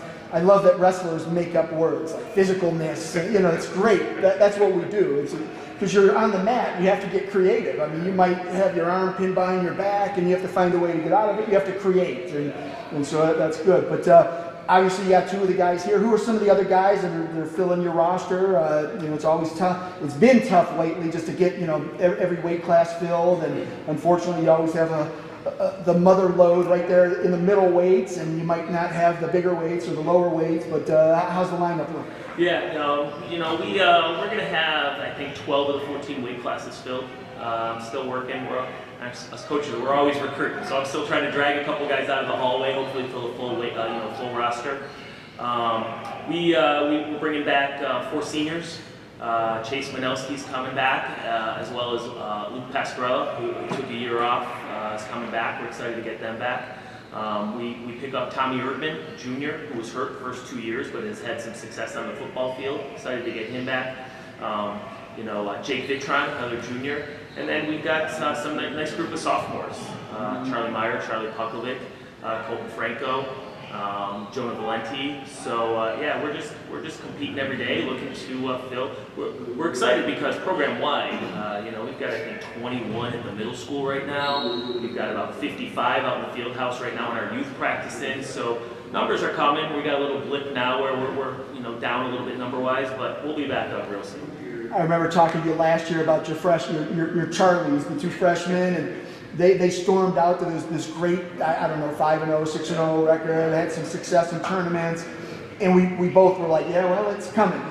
The storm is coming, and you start to hit some of those tougher events, and they got a little taste of that, so they had that little dip, but then they rebounded pretty well, and that's what you want out of guys is, you're going to lose a match. You're going to get taken down. You might get pinned, whatever. It's how you respond to that adversity, and that's what is going to really shape your future. And how did they respond to that? Yeah, absolutely.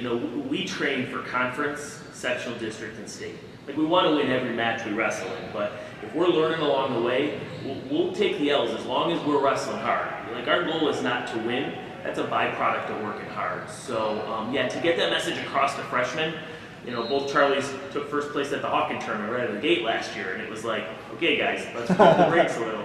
And we adjusted our schedule a little bit this year. We're wrestling at Waynedale in the Waynedale Duels the first weekend. We're going to see Waynedale and Tuslaw, 2 Division III powers. Then we follow that with the North Coast Classic, and we're back in the Waterloo D3 Classic. So we're going to have 20 to 25 matches before Christmas. We're going to have a lot of film to get better. And it's not just the number of matches, it's the quality. I mean, you're talking about going down to Waynedale, and you brought up Waynedale and Tuslaw, but that whole area, and when they come up to Garfield Heights, and it's the Mogador kids, Dalton, and just so many other D3 powerhouses that are in that area, and they come up to Garfield Heights, and it's like, we don't know them, but then you find out who they are really quickly.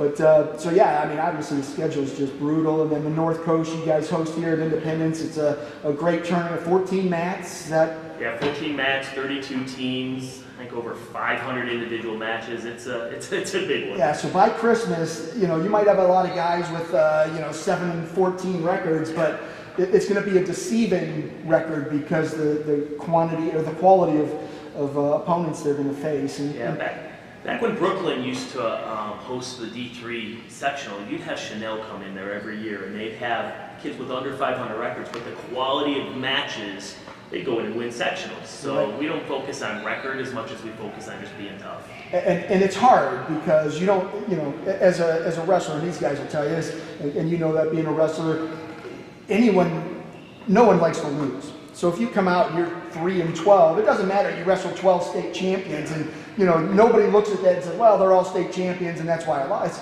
You're still 3-12, and it's hard to deal with, and that's why wrestling's such a great sport, because life isn't easy. And in your mirror in the bathroom down there, you guys have seen it. Life is hard, but life is tough, but so are you.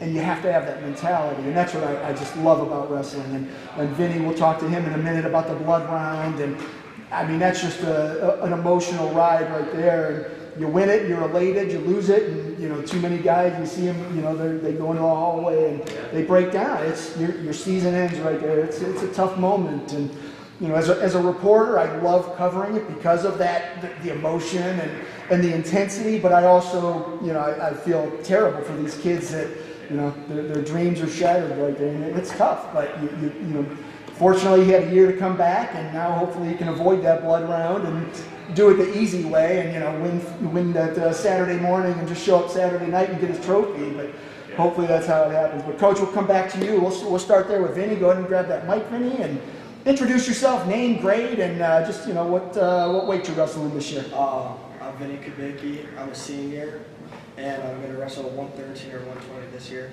So Vinny, just obviously senior year, you're coming in, you get one more run at the state tournament. You came close last year, but how did that loss in the blood round, how did that kind of motivate you to work harder in the off season and prepare for this next run? It motivated me to condition over the off season and go out for a run, and for practice, before practice and after practice, I get a little bit extra work in. So let's hope I don't have to get that blood around again. Let's hope I can just get that easy. It's easy to say, hey, you learned a lot from that blood round, but next year this year you might wrestle someone different. So what you learned in that match isn't going to help you. But from a mentality perspective, what did you learn from that you might be able to go in a little bit better prepared mentally and be ready for the emotion and the intensity? Just wrestle tough and just don't give up no matter what. Whatever you could do, just keep on wrestling. Looking at yourself, you don't want to give away secrets or anything, but what's your move? What do you like to hit? How do you like to approach a match? Well, I kind of like the fireman's carry, and then also the kibler, which is kind of like a tilt. So, yeah, that's why I like 2 go-tos. What's going to be the key for you? I mean, obviously the goal is to get to that state tournament. I don't even have to ask wrestlers what their goals are. I know what they are, but what's going to be the key for you to have a real shot at getting there? I'll just have a positive attitude, a good mindset, definitely. That will change the whole entire season for you. If you have a bad mindset, you're not going to do good. But if you have a good mindset, you can go as far as you want. Having covered wrestling now for the last 20-some years and being down at the state tournament, it's always coincidental that here's a guy that, he might be a 138-pounder, he's at state. Well, their team's 132 is also there, and their 145 was a district, 5th place winner. So it's always a shot group of guys that they push each other in practice. Who are your drill partners that you're hoping you can take to Columbus with you? My drill partners would be Colton Franco and Charlie Myers. All right, so you got one of those fab freshmen that came out last year. And yeah. Well, how do you work with those younger wrestlers? You were a young guy at one time, and I hope the seniors and juniors kind of took you under their wing. And what are you doing for those young guys to show them that, hey, man, I lost in that blood round, it hurt, but I'm back here doing the right thing now to get ready for this year? When they're messing around, or if they're not doing something right, I try to help them out, or just keep them in line, and just try and be a leader. the nice thing in wrestling is you can actually, you know, physically convince them to start doing things the right way too. So, you know, you tighten that half Nelson a little bit, or the headlock, just squeeze a little harder. I like that. So it takes care of itself, right? Yes, it does. I mean, obviously your goal is to get to state, but you've got to have some other goals to get there. What are you looking to accomplish to get you ready for that run? Definitely do good during North Coast. The D3 duels, is it? Classic, yeah, duels. Yeah, that's about it. And just like competitive wrestling, like my coach said, it's not about winning and losing. It's just like how good you get throughout the season and how hard you wrestle. So that's basically my goals. All right, well, best of luck to you. Thank you. Rory, go ahead and grab that microphone and same deal. Name, grade, and what weight you're going to wrestle. I'm Rory Corcoran. I'm a senior and I'm wrestling 190. Rory was a 106 last year. He's kind of addicted to ho-hos and ding-dongs, and so you gained a little bit of weight. No, I'm just kidding. You were what, 182 last year? Or? I was 190 last year. Oh, no, I wrestled a little bit, 215. I remember I bumped down to 90 for, you know, okay, the matches that mattered. I mean, you're a three-sport guy, so you don't have a whole lot of time to just dedicate to wrestling, but you get your time in. But how ready are you for this last run at as a senior? You know, I'm prepared. I've been doing a lot, like on the weekend stuff, getting extra work after practice, staying with Nick Mrzinski, one of our coaches, coming in before practice, doing that stuff. So, you know, I prepare myself. You know, I just got to do it, you know, mentally too, with conditioning, working harder in practice, and then doing more after practice just to really get myself ready for competition. It's weird. Wrestling's that weird sport where, and this is one of the best parts about it, is you can have a little 106-pounder and a 285-pound guy. Their skills are vastly different. The way they have to wrestle is vastly different. So being a bigger guy, and you know, you look at Vinny and they've got to have speed and precision and a lot of different moves. To be a bigger wrestler, you can have a few moves that are your go-tos as long as you're big and physical and have good balance and do that. What is your approach? How do you handle wrestling these big guys? Well, I just try to have like heavy hands, so hitting down really on that neck really hard, painting the head. Just trying to tire them out, you know, as much as I can, trying to get them to make bad shots, and then, you know, I take my defense out on that. You know, I like single leg, double legs, obviously, but, you know, making it physical, really hard for them to get their shots in, forcing them to take bad shots. And then just everything you've learned from freshman year on to now, how ready are you to, I mean, I know what your goal is. You want to get down there to Columbus, but how ready are you for everything that's going to go into that? It's going to be a long season. Things are going to be, they'll go your way sometimes they won't. You're going to lose some matches you probably thought you should win. You're going to win some maybe you didn't think you could, but it's all going to have to come together in March. Yeah. How ready are you for that? I'm pretty ready. I just have to get better at bouncing back from losses. At our indie duels last year, I went 0-5, and I was just really down and hard on myself. I have to do a real better job. You know, that match is over, can't do anything about it. I have to focus on the next match. You know, warm up, focus more, and really just get to my stuff. Who are the big guys you work with in the room? I'm working with Tommy Erdman, and you know he hasn't been there for 2 years to injury, but you know, he's right back on the mat right where he left off from back in 8th grade. So he's a really good help to me. And then Nick Mrzinski, obviously, he wrestled at my weight in high school and he was very good. So he's been helping me a lot. And, you know, all the coaches do. I wrestle with him. Not that good. I'm kidding. Steve Coljohn, our other coach, he's very good. He came second state. And then Vitron, all the coaches, very good, very good. Poor Ken. It just isn't fair, Ken. But you know what? That's just respect. That he knows that he can pick on you, and you won't take it out on him in the room because he's bigger than you. Yeah. So. Wait till you see conditioning tomorrow. Yeah. You notice Vinny didn't make that wise. Rory, who else? I mean, Vinny's sitting here, but who are some of the other guys you're counting on as, hey, these are guys that can make it out of districts, get down to Columbus, and make some noise? Two Charlies. I mean, you know, they're real hard workers. Sometimes they get on your nerve. You know, they are younger, so you got to kind of get on them to focus more in practice. But they are two very tough, hard-nosed wrestlers. Jake Vitron has put a lot in the off season. So I'm really excited to watch him this season. I've been doing a little bit after practice with him. He was looking really good.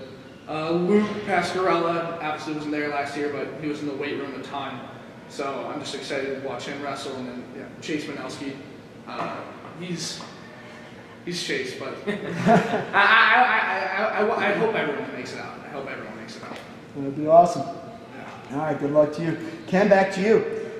You know what, you mentioned the D3 Classic down at Waterloo, and I assume that's the same event that Richmond Heights used to run? Is that? It's very similar. Not the same one, because it died for right. a few years, but... It's a pooled bracket, so the first day you'll get a bunch of matches into a bracket. The second day, the nice thing is it's a lot of all D3 schools. Right. So that's the same thing with Waynedale and Tuslaw. You know, I want to see these good kids before we get to Garfield Heights. We get our hands on them, we feel them, we see them. Now we're not afraid of the singlet. Now we've got some film to look at and pick apart. You know, we had Luke Clymer a couple years ago who wrestled a kid from Waynedale. We lost 3 times in one season. But every time we got closer and closer and closer, we get to the district semis, we win that match. So I like getting that tough competition. I mean, you've upped that schedule, and I mean, it could be tough for some kids as they get that taste of elite competition, but it's going to pay off, and that's the goal. But the hard part is, as a coach, you've got to explain to these guys, especially the younger guys, maybe coming out of middle school where they had some success and they think it's going to be easy, but they need to learn that, hey, you know, there's some really good kids out there, and you need to see them to get better. It doesn't do you any good to go win a week tournament just because you won first place. That's not going to help you at districts, but wrestling the good kids and preparing for that, and I think that's kind of your goal, is just to get these kids acclimated to elite competition. Yeah, and we do as much work in the classroom as we do outside. So before our first practice, we were in the classroom for almost an hour, setting our why, figuring out why we do this, watching video.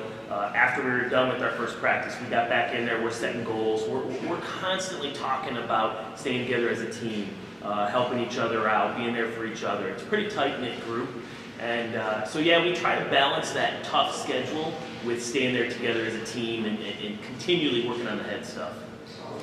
When you look at your lineup, obviously you said 12 out of 14 you hope to fill. You've got some high caliber guys, you got some newer guys, putting it all together. How do you structure a practice where you can address that, where you can't expect the young guys just learning the sport to compete with these guys and do the same drills and that type of thing, but how do you to manage everyone's own level of expectation? Yeah, it's a challenge. Early on in the season, first week, we're doing a lot of instruction. Right, so it's just a lot of basics, and I say even for you guys that have been here a while, you can learn something new. You can get better at a stand-up even though you know a stand-up or a single leg. So the beginning week or so, we do a lot of instruction, and then when we break it down into drills and going live, I'm fortunate. I've got 3, 4, 5 coaches in the room, and so I can have one coach grab a couple guys and maybe alter what they're doing or pull someone to the side and adjust what they're doing. So between Steve Coljohn, who he's been my assistant since I've been here, and Nick Merzinski, Brian Vitron, Bob Wright comes up, and so we've got a bunch of guys helping out there. Outstanding. All right, well, I appreciate you making the trip here after practice, and best of luck to you guys this season. I'll be up in North Coast, so I'll see you there, and a few other times, I'm sure. All right, thanks, great to see you. That was the Independence Wrestling team here at CVC Winter Sports Media Day. Ken. All right. I'm going to take a quick break here. I think we have a no-show, so I need to find out which teams we have here waiting to jump on, and then we'll be right back. I'm going to leave you with a little video as I take a quick break to determine who's up next. It was supposed to be Brooklyn Wrestling, followed by Beachwood Wrestling, and I'm not sure either of them are here. I think Hawken Basketball is in the house, so it might be them up next. But we're going to take a quick break. Let me sort all of that out, and we'll be back here at CVC Winter Sports Media Day.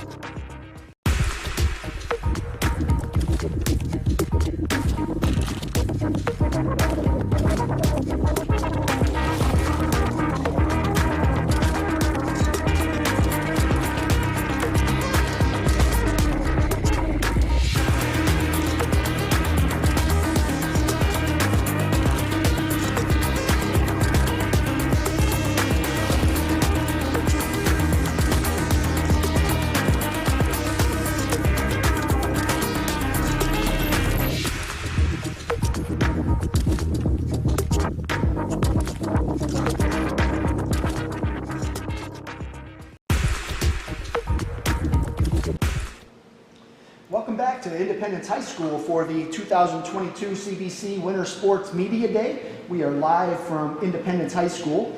This is our second of 4 Winter Sports Media Days. We're trying to spread these out geographically to cover our 5-county conference with 22 schools, trying to make it easy for coaches and players to get out and promote their teams as we start a new season. Tomorrow we'll be back at Kirtland for the third of 4 media days, and then Thursday we'll close things out at Edgewood. And right now we're back at Independence. We've got the Hawken boys basketball team skipping a couple of spots here, so we had a couple of no-shows it seems. So we've got the Hawks here a little bit early, and if our other teams get here, we'll squeeze them in after. But head coach Josh Nugent, glad you could be here along with your guys. But go ahead and just introduce the guys you brought with you, and then give us your elevator pitch. What can we expect out of the Hawks this year? Yeah, sure. So we've got with us our 3 captains, Dominic Johnson, Danny Gradual, and Taj Caver. So Dom is a second-year captain for us, and Danny and Taj are the first year. Danny's a senior and Taj is a junior. We're really excited about this season.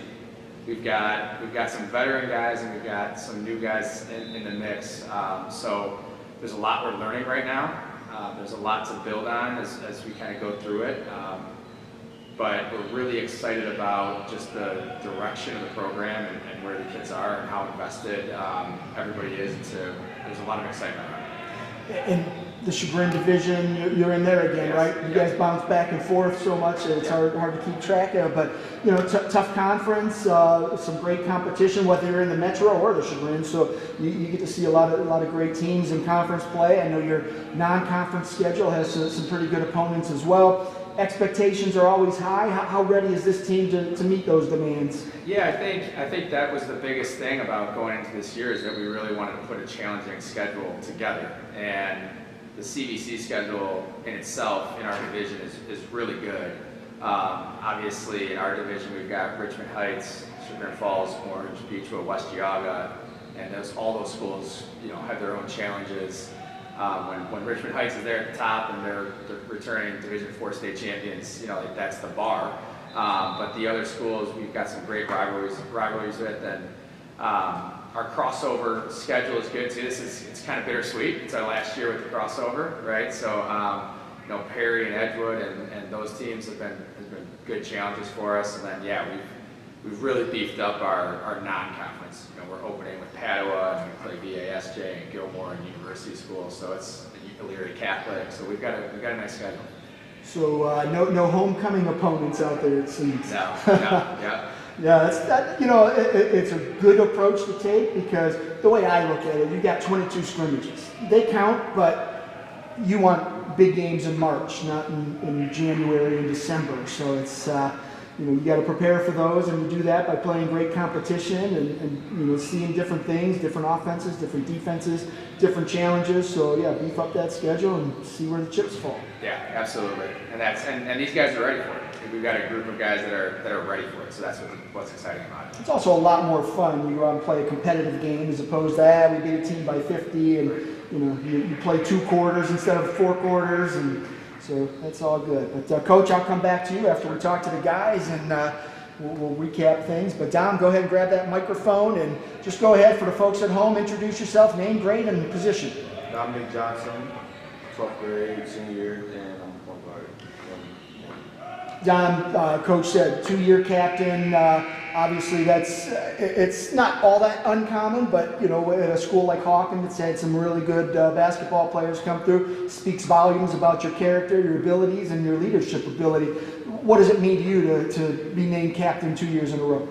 It means a lot. So, me growing up, everybody's always called me a leader, and I think me as a senior now, and I'm getting all these leadership positions, and I'm noticing freshmen, sophomores, juniors looking up to me, hey, Dom, this, and it warms my heart for them to be able to look at me for stuff, and me to give them advice and to lead people. When you came in as a freshman, sophomore, what did you learn from the older guys that helped you elevate yourself into a leadership role so quickly? Hate to lose. It's a difference in wanting to win and hating to lose. Like freshman year, we were 2-20. Sophomore year, I can't remember the record, but hating to lose has built Hawken, and it was going to keep building us.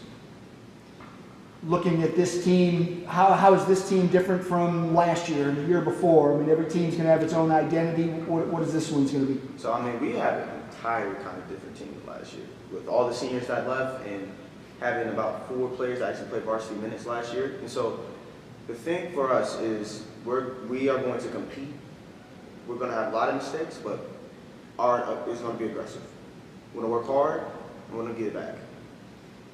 What is your role this year? You're obviously team captain, but in point guard, but what is Coach expecting out of you? I think Coach is expecting a facilitator, maybe a little bit more shot attempts this year. Being the vocal leader at all times, making sure we got a lot of young guys that are going to get on the court and just keeping their heads up. Make a mistake, hey, we're good. Next play, go be great. I've seen box scores. You score quite a bit, so yeah, not enough. With a bunch of younger guys, I assume you might need to do a little bit more. Yeah. So how are you going to do that? I mean, you're used to kind of distributing the ball and being that facilitator, but now you've got to be a little selfish. Yeah, I think throughout our offense, the way that I'll be able to score a lot, catching, shooting, and then one dribble, pull up mid ranges, some floaters. That's how I'll be able to get mine. We always talk offense. Everybody loves to score, that kind of thing. But defense wins games. How's the Hawks look on the defensive end this year? Boy, it's going to be a lot of talking. We're going to be very aggressive.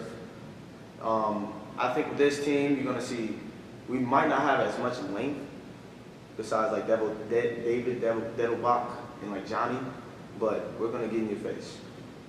All right. That's how we have to play. You're a senior this year. I mean, you've got to be excited coming in, new season, but at the same time, you're a senior. Every game gets you closer to the end of your career. How are you dealing with those emotions? I don't think about it. I'm in the moment. Same with football. I'm in the moment, and that's how it's got to be. I always ask the kids, who on the team, nobody at the table since we're going to get to talk to them, but who are some of the guys that have kind of impressed you in the preseason that you think are going to have a big year for the Hawks? So, as I said before, you have David Dettelbach, Johnny, what's his name? Jock.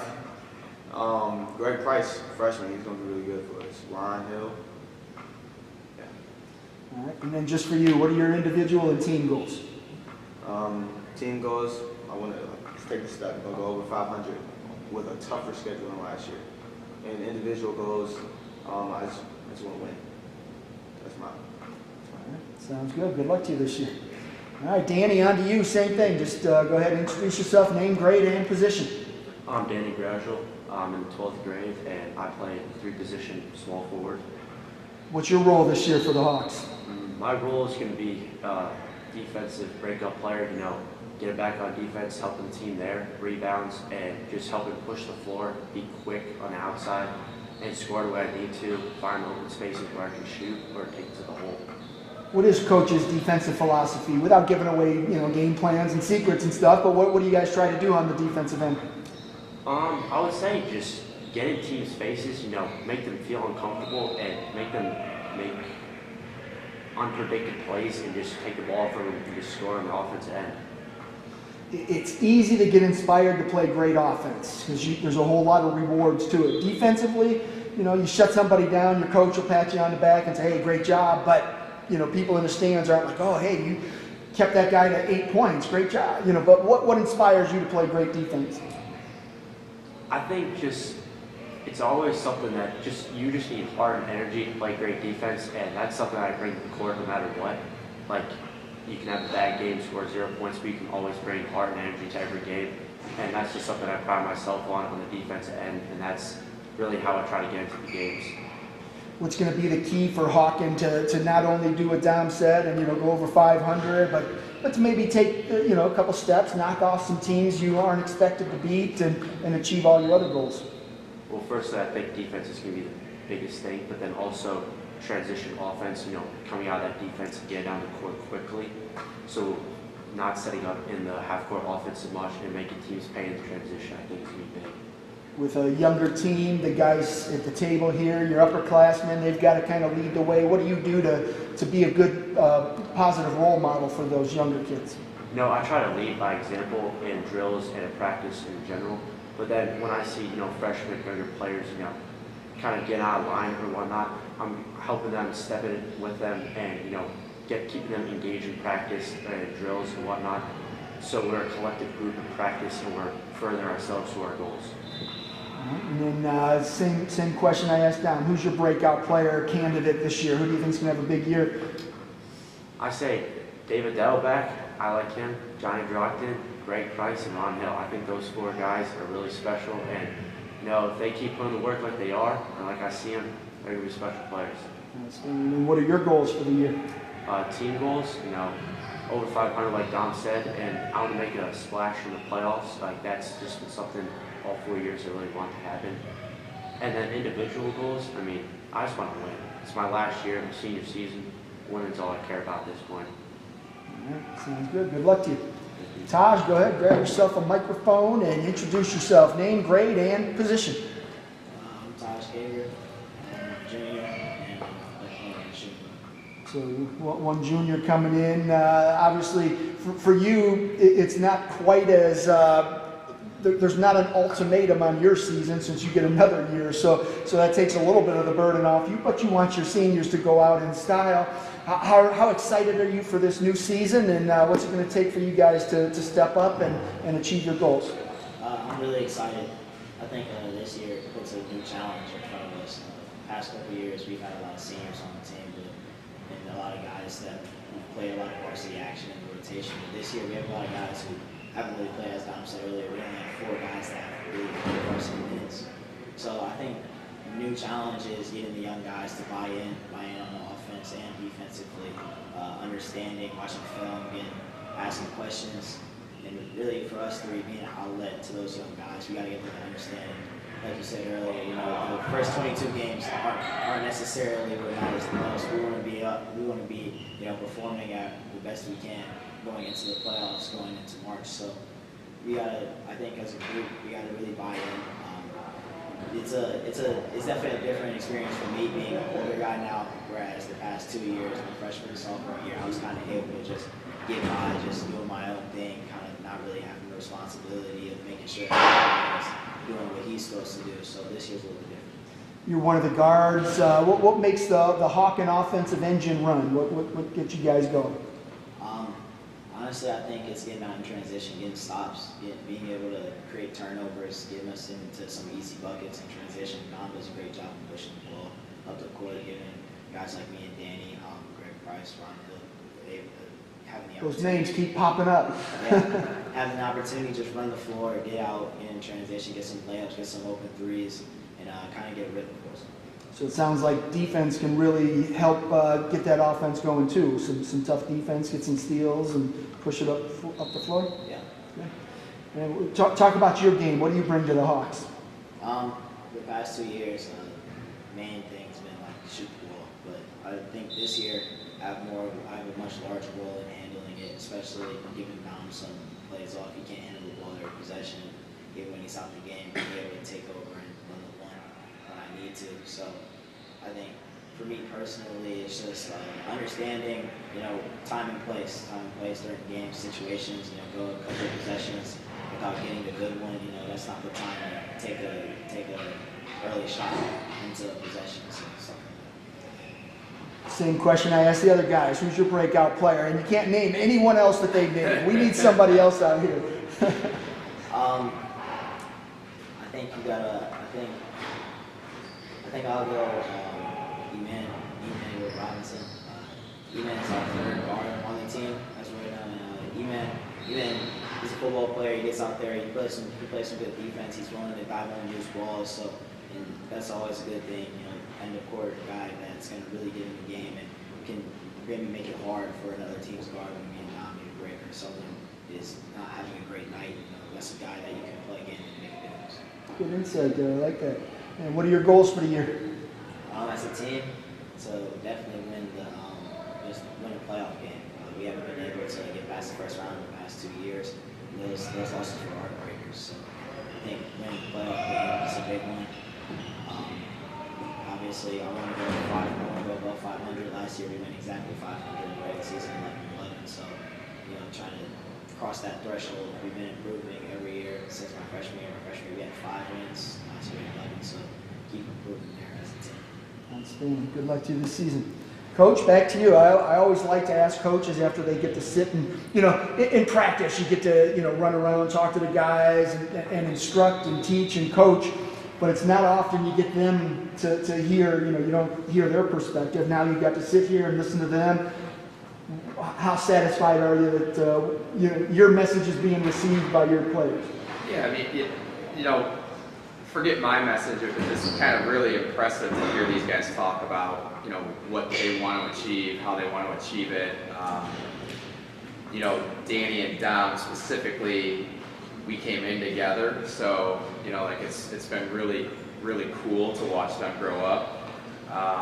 Todd is right there behind them, coming in a year after them, but to see where these guys were and where they are right now, and it's been really cool. And I think they're gonna do great things in the season, but more importantly, they're going to do great things as they kind of keep moving through their lives. So it's always really cool to see them in this kind of situation with the lights on a little bit and having to answer some questions and see how they handle themselves. That's what I enjoy about it. It's like, I can talk to coaches all day, previews and stuff like that. I get to hear from coaches, so hearing from the kids and just, I think most kids are going to come here and try and say the right thing all the time, but you can kind of tell when they go in depth, like Taj did, and just giving some insight and perspective. You know that it's real. That's how they truly feel, and they're not trying to say the right thing. And then I like to hear the way they talk about their teammates, and it's just and that's what you want out of leaders, and you want them to come up here and inspire those younger kids and show these younger kids that they've got their respect and they've earned it and do the right thing and show that. So that's always fun to see. But, these guys they want to win. They've talked about that, and everybody wants to win. But in practice, you have to be able to show it. In games, you have to be able to show it. How do they go about that? Yeah, I think that's where we're at right now. We're in that stage of building good habits on a daily basis. And there are spurts, what's cool with this group is anytime we put the scoreboard on and we keep score of anything, then it clicks for them. And so it's, for the older guys, they kind of get it. For the younger guys, they got to understand, there needs to be an internal scoreboard all the time, right? Even when that scoreboard's not on, that there's still a competition of being your best self. And that, that takes time, but we're doing it. We're seeing it day by day, and with what we're doing, we always want to be. These guys all said it, so it's cool to hear. They want to be playing better at the end. They want to be peaking. So if we came in here today on November 15th and I said that we're having amazing practices and it's like a well-oiled machine, I'd probably be more concerned than us knowing that we walk off the floor and there's things that we have to work on every day. But that's okay. It's a journey. The high school basketball season is long. It's a grind. It's and so you got to take it step by step and keep the big picture in mind throughout the whole process. Yeah, and these guys are all talking about they were 500 last year. It's okay to go 500 as long as you're learning something with every win and every loss. If you're winning a game and you come back and say, we just, no problem, had no issues, and didn't say, you have to be able to reflect on that and say, even in a win, we could be better. And then in a loss, well, what did we learn from this loss? How can we get better? They identified a weakness for us. Let's kind of shore that up and get better for the next time out. And that's what you want to see these guys do. And I think if they do that over the course of a season, you start to see that turnaround and that consistency. The main thing I want to know is here's your leaders. Are they good leaders? Are the younger guys following and doing the right things because they're being led? Yeah, I think absolutely. I think there's a tremendous feeling of comfort for me to have a returning captain intentionally, and that's partly why Taj is up here. I mean, he's ready to jump into that role of leader, and we know that then next year he'll be able to come back here most likely and kind of then really take the reins. But these three guys are guys that they work at it so hard and they care about it, and that's what the other guys are seeing on a daily basis. Whether it's in the weight room, the way they take coaching, the way they help the other guys out, these guys, they're the right guys for the goals that they want to achieve and we want to achieve. So that's really cool to see. Outstanding. And then just we've talked about their goals and what they want to see individually and as a team. But for you as a coach, what's it going to take for you to achieve all your goals for your team? Yeah, I think you just have to take it day by day. I think if you get too far ahead or if you get too far down when you have bad days, it just becomes hard.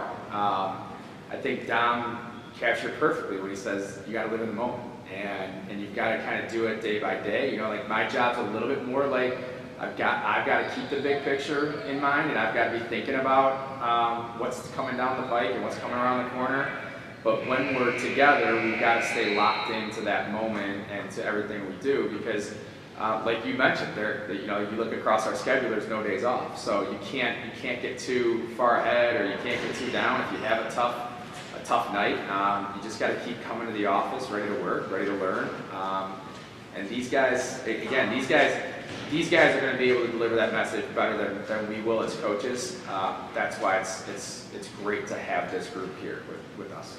It's key to have good leaders. Yeah, develop them and let them develop the younger ones, and that cycle continues and good things happen. So good to see. But, all right, I appreciate you gentlemen making the trip out here, and best of luck to you this season. Thank you. Right, that was the Hawken Hawks boys basketball team out here at CVC Winter Sports Media Day, live from Independence High School. As I mentioned, this is our second of 4. We kicked off the Media Day tour on Sunday at Kirtland High School.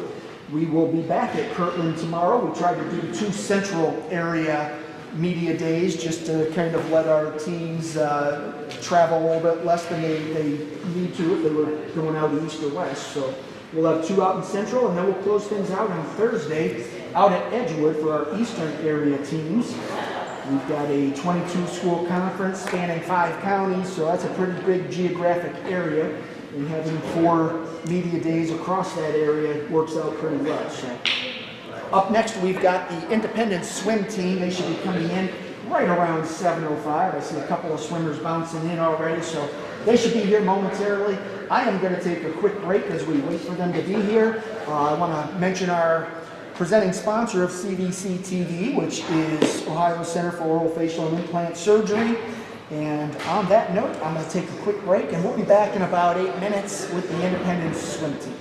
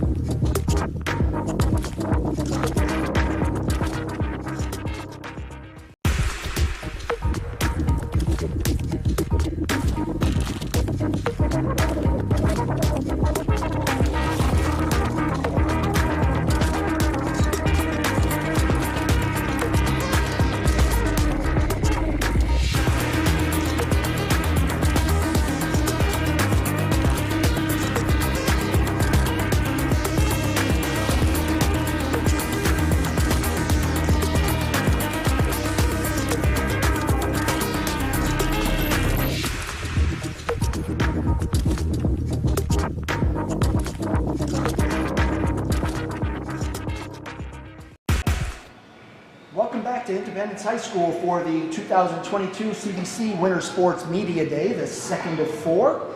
I am Steve Harris, CVC Sports Information Director, and up next here at Independence, we've got the Independence Blue Devils swim team, or at least 4 members of that swim team. All the way to the left, we've got Charlie McGreal, followed by Keely Sears, Kyle McGovern, and Maya Amick. Did I pronounce it right? It's so weird how like 2 seconds ago you told me and then I forgot. All right, so that's who we've got here with the Blue Devils. We're going to start all the way to our left. Wait, who's the senior member of the swim team? Like, are you a senior as well? So 4 seniors? 3. You're a junior? Okay. Who's the senior member? Who's oldest? That would be me. All right, Charlie, you're on the hot spot. You're going to play coach today. You're going to give us a quick overview of the team, and then we'll start into individual questions for you. So, Charlie McGreal, the senior Independence Blue Devils swim team. What can we expect out of the Blue Devils this year? How's the squad looking? The squad's looking good. We've gained a lot of members, which is always helpful. A lot of new freshmen swimmers who seem to know what they're doing, and everybody's just doing good so far in practice. How are the numbers? Numbers are great. What if we increased like 8, maybe 10 people on the girls' side and 3 or 4 on the boys' side, I think. All right. So numbers are good, which helps provide depth, fills out all your events, and creates a little bit more competition, which makes people swim faster. Is that the way it's been going? Yep, that's the way it goes. Just you get points for numbers, so it always helps. Outstanding. And now we'll talk to Charlie McGreal, the swimmer, instead of Charlie McGreal, the coach. So coming in senior year, how excited are you for one last go of it, even though you're going to get a little bit later of a start than your teammates? Yeah, well, I'm excited once I can get back, but for now I guess I am just coaching. Hopefully I can re-break my record, maybe get down to Canton if I'm able to practice enough, but I guess we'll just see. So Charlie injured us, got hurt playing soccer, missed the last 2 games. Last 2 games, and then what'd you say, about 2 more weeks you'll be back? 3 weeks. 3 weeks. All right, so 3 weeks you can get back in the pool and start competing. What events are you looking to compete in this year? The 100 butterfly and the 50 free. Do you have a preference? Which do you like the best? I like the 50 free more. I'm better at the 100 butterfly. Why is that? 100 butterfly is not easy. It takes a lot out of you. All right. And you know, going from freshman year to senior year, I mean, obviously you haven't been in the pool yet, so you can't really gauge where you're at, but I have to imagine you improved quite a bit from freshman year to junior year, and then hopefully that progression carries over into this year. But how satisfied are you with your development as a swimmer? I'm very satisfied with my development. I never imagined that I'd be this good. My mom kind of forced me into this sport. I've loved it, and I've done great things. I don't see your mother as being very forceful. Come on. She seems like such a sweet lady. Are you telling me she has a dark side? A little bit. All right. So this year, once you get into the pool, I mean, obviously you want to get to Canton, which is the state meet for those that don't know at home. But what's it going to take for you? You're going to have to increase your time or decrease your times a little bit and get faster and all those things. And it still may not be enough because you're competing against other swimmers. And it's not like you can slow them down. It's not like basketball where if you're a good defender, you can stop the other team. If they're faster, they're faster. There's nothing you can do about that. All you can do is prepare yourself and get yourself ready. But what's it going to take for you to achieve your goals? It's probably going to take some extra practices now that I can't swim for a little bit, so I'm going to have to put in double the work once I'm back. And then, just drop maybe 3 or 4 more seconds. Hopefully I can do that. Conditioning-wise, though, you can do some of that to get yourself ready, kind of cut into that preparation time once you get into the pool. Yeah, I do a little bit on the exercise. Okay. It's not quite the same. It's not the same, but definitely works the heart differently once you're in that pool, but good. All right, and then obviously your goal is to get to Canton. Are you looking at any numbers? I mean, any certain times you're trying to hit? I mean, you talked about breaking a record. Talk about that. Well, I definitely want to break my original record, and then I'm going to try and break. You gotta tell people at home. They don't know what your record is, Charlie. I have the 100 butterfly record. I think it's at 57.81. And that's the school record. That is the school record. So I'd like to re-break that and solidify that time for as long as I can. And then I'd like to try and break the 50 freestyle record, which is 23.01, and I'm sitting at a 23.87 right now. So you're close. Getting there. When you look at the 100 butterfly record that you have, how close was that to qualifying for state? Where were the numbers there? 3 or 4 seconds off. You're within range. I mean, that 3 or 4 seconds, that's a pretty big gap in swimming and just like sprinting and stuff. It doesn't seem like a long time, but it's hard to trim that off of it. But what do you do to kind of beat that? I mean, what does it take? Well, I put in more work in like the weight room over the off season, so I know I'm a lot bigger. Other than maybe this side for the beginning of the season, I was all my muscle strength and I can't move my arm. But just gonna do double practices once I come back, so hopefully I can get back up to in shape, full sprint peak time. Once you're able, you'll have to start sitting in class, just kind of like doing this all day long in school. You can't see what I'm doing at home, but it was very effective. Charlie got it, and I think it's going to help them, right? See, I'm very hopeful. Kyle's over there nodding. I know you're not. It's not. That's not true.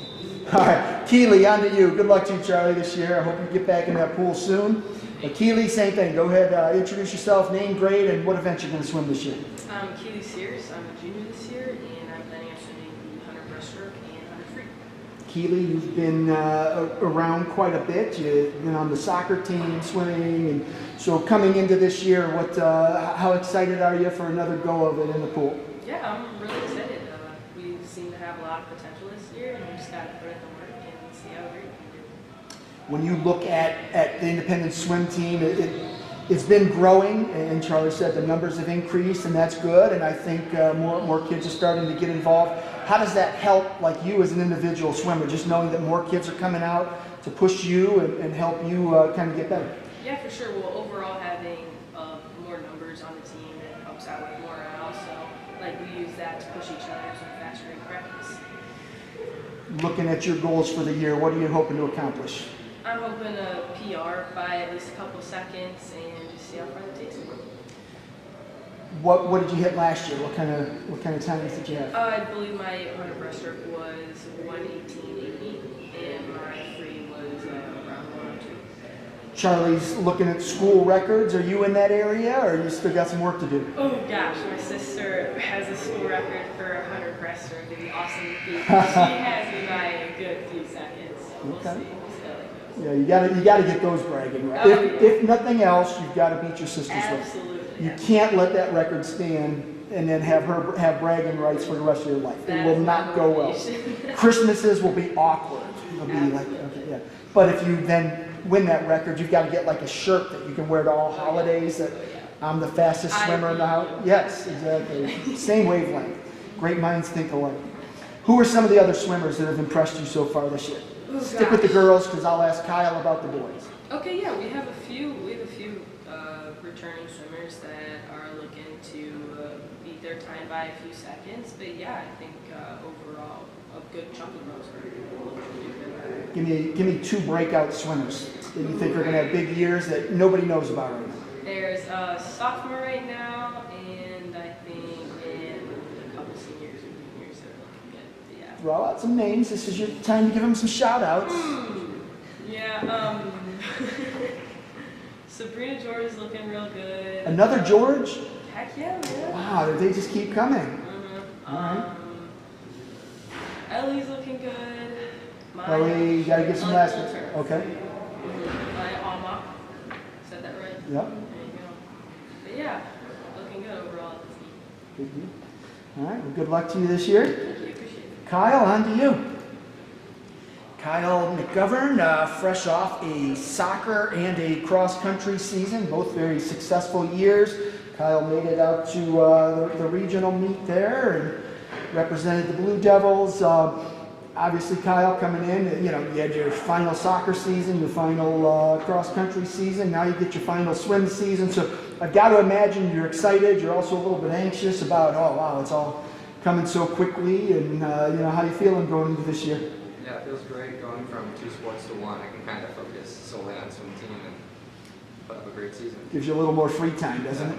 It's not too much. It's a lot of work, and then you're also a great student too. So you put in a lot of work in the classroom, and so it's hard work, but it's worth it, isn't it? Definitely. What are you looking to do this year? What events? Hoping to stay sub-minute in the 100 free, 50 free, 200 free, get closer to that 2 minute. I have to imagine you playing soccer and running cross country in the fall. You come into winter well conditioned. And I mean, swimming's obviously different, taxes your body a different way, but I don't imagine there's a big curve for you to kind of get into swim shape. Yeah, I've been training, lifting since June, so it's helped a lot. And then when you look at your events and, you know, now there are some more numbers on the team, does that help push you that now you have some guys that, you know, are vying for your spot? Yeah, definitely. We got a lot of good swimmers, lots of competition, and it's going to be a great season. Name some of the boy swimmers that we can expect to hear about. Evan McNamara and Tommy Siaska both have been really good. What events are they swimming? Backstroke, breaststroke, butterfly, freestyle, they do it all. How do you guys practice? I mean, swimming's something I've never done. I've played basketball, I've wrestled, I've played football and baseball. I know how practices go.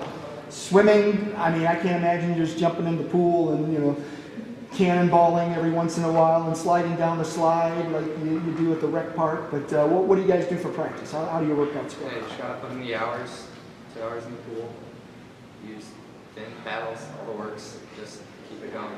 So, like, let's say you're the 100 butterfly. Are you just swimming 100 butterfly over and over again, or are there drills or things that you do? No, we do it all. We break it down, but everyone's working on everything, so it's helped a lot wherever it all grows. What kind of goals do you have for yourself this year?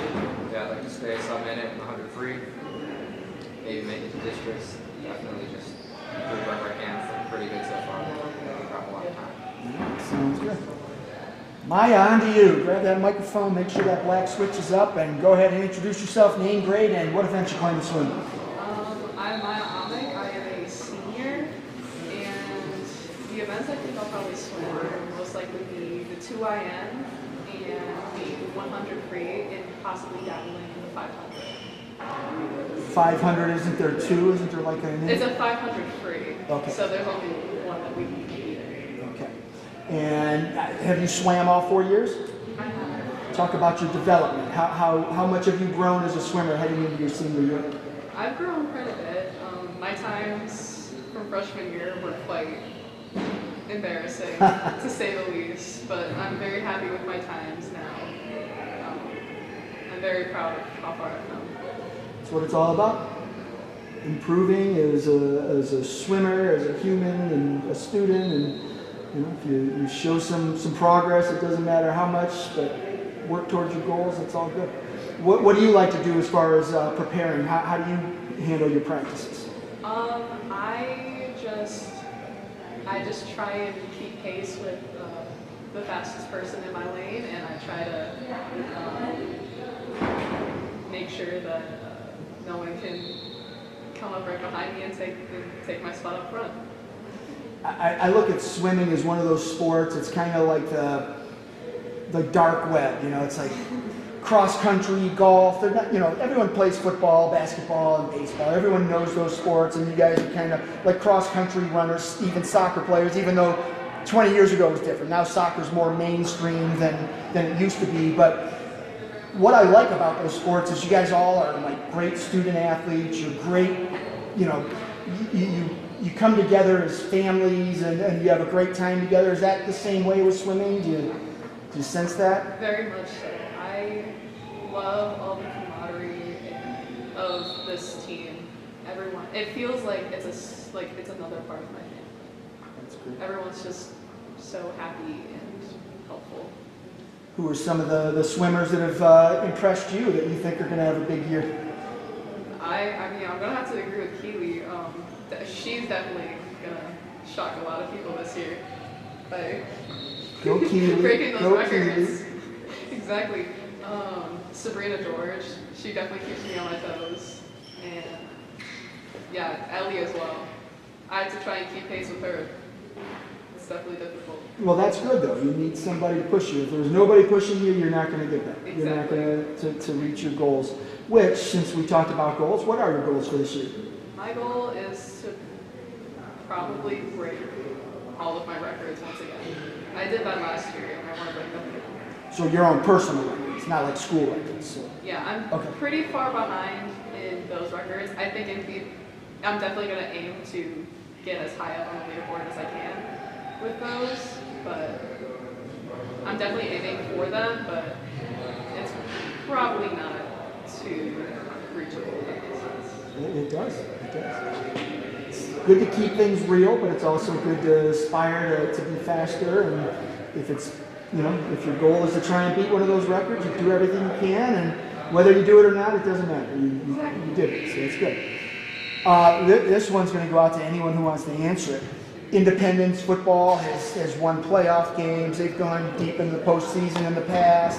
Independence volleyball played for a state championship 4 years in a row. The soccer team's gone to regionals. The baseball team's gone to regional. What's it going to take for the swim team, whether it's this year or 2 years down the road, 5 years down the road? What's it going to take for Independence Blue Devils swim team to reach new heights and become a state caliber team? Not just a couple kids that have that potential, but as a team, what's it going to take to raise the bar? I think mainly we need to do a little more recruiting, just because we have a lot of great swimmers right now, but maybe some weight room work. Because it's hard to get down to Canton as a swimmer because they eliminate people so fast, and so few can actually participate there. But yeah, I think just a little more weight room work, maybe a couple 2-a-day practices, and you'll see some independent swimmers down at the state meet. I like it. All right, well, I appreciate y'all making the trip out here for Media Day, and best of luck to you.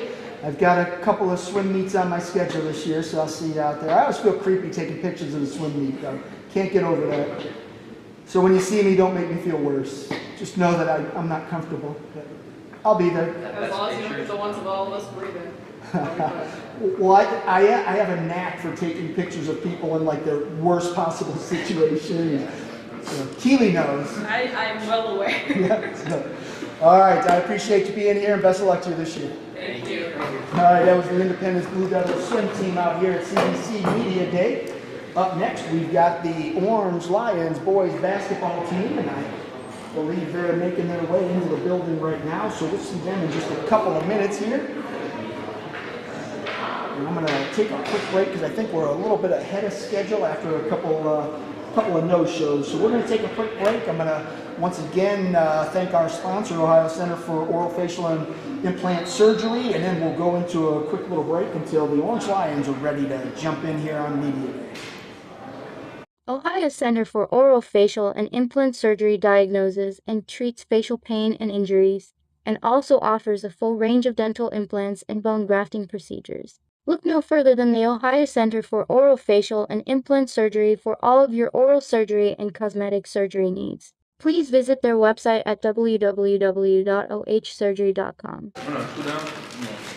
Ohio Center for Oral, Facial, and Implant Surgery diagnoses and treats facial pain and injuries. Which your boys basketball? Yeah.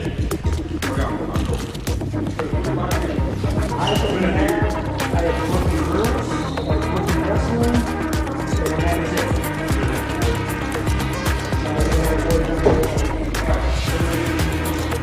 I can squeeze in because they're at 7:35, so I can go like right after that if you want to squeeze in.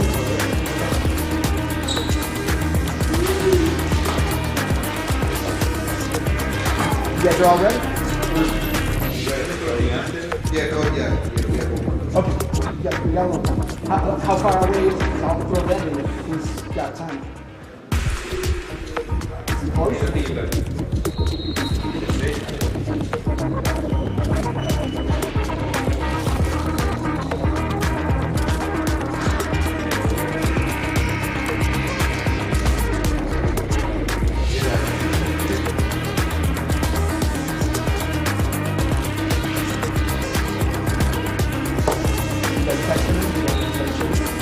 Find out how far it's still away.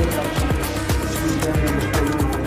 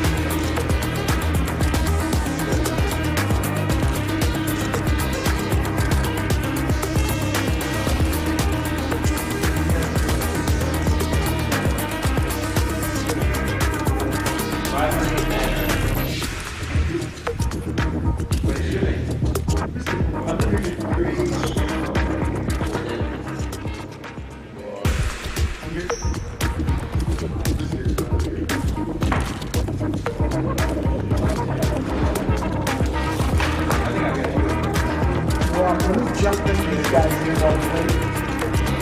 Because you guys are 7:35. Oh, we got you here on Thursday. Hey, coach, we'll close in right now. Their coach is still on his way.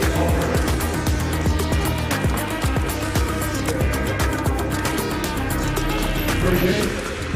Corey Neal. What is it? Corey Neal. Yeah, Heckler? Assistant.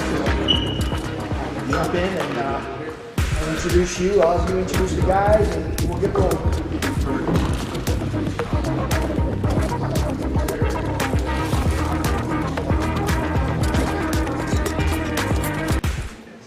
Welcome back to CVC Winter Sports Media Day, live from Independence High School. I am Steve Hare, the CVC Sports Information Director. Up next, we've got the Brooklyn Hurricanes boys basketball team, followed by the Orange Lions boys basketball team. So we've got assistant coach Corey Neal here with a couple of players. I'm going to introduce Corey and let him introduce his players, and we'll talk some Hurricanes basketball. Coach, go ahead and grab your microphone, flip that black switch up, and just go ahead and introduce the guys you brought with you and give us a little elevator pitch. What can we expect out of Brooklyn this year? All right, so this is Jaden Pascal, and then we got Jaden Bassinger. So they're both seniors. They both started last year. So last year we were actually very senior heavy. This year we're actually senior heavy too. A few sophomores from last year to step up and play for us. Last year, if we weren't so senior heavy, we'd probably have some of those JV kids probably would have started for us last year.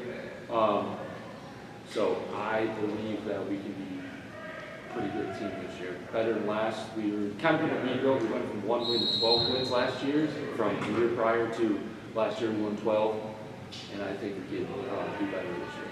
That's great. And they come in with a bunch of seniors and having that experience and that confidence, especially coming off of that big turnaround last year. What can that do? What did these guys learn last year that's going to help them this year?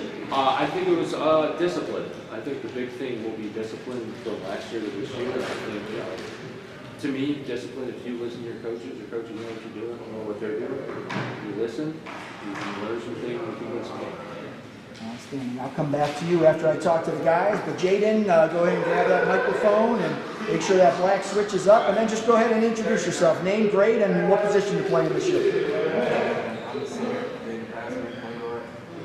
All right, so coming in, after that big turnaround last year, you guys got to be through the roof with excitement coming into this year. Yeah.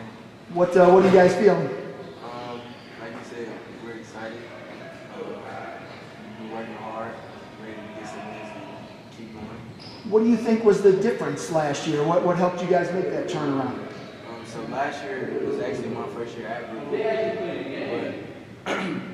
but I played against them before, and I could tell just the attitude was different. Like he said, discipline. Everybody was working, and the chemistry was good, and we just came together and got some wins. Sometimes you have a big turnaround like that, and guys get too confident, and they don't realize what helped them make that turnaround, and they forget about that stuff, and then they go and dip down again. What are you guys going to do to make sure that doesn't happen? I think it's important to just stay poised and know where we came from.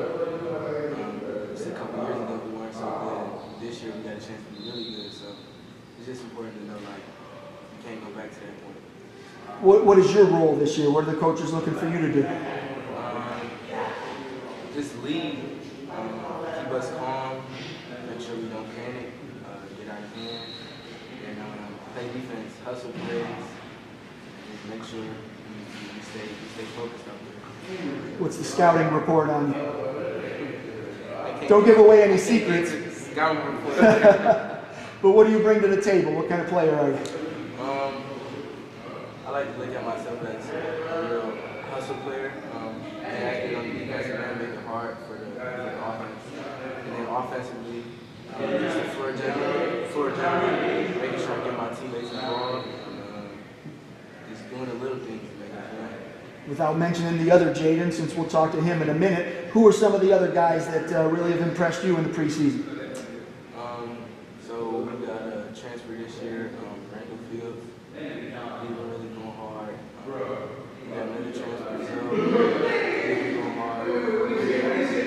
This year, the juniors that were sophomore last year, they've been going hard in practice. really proud of it.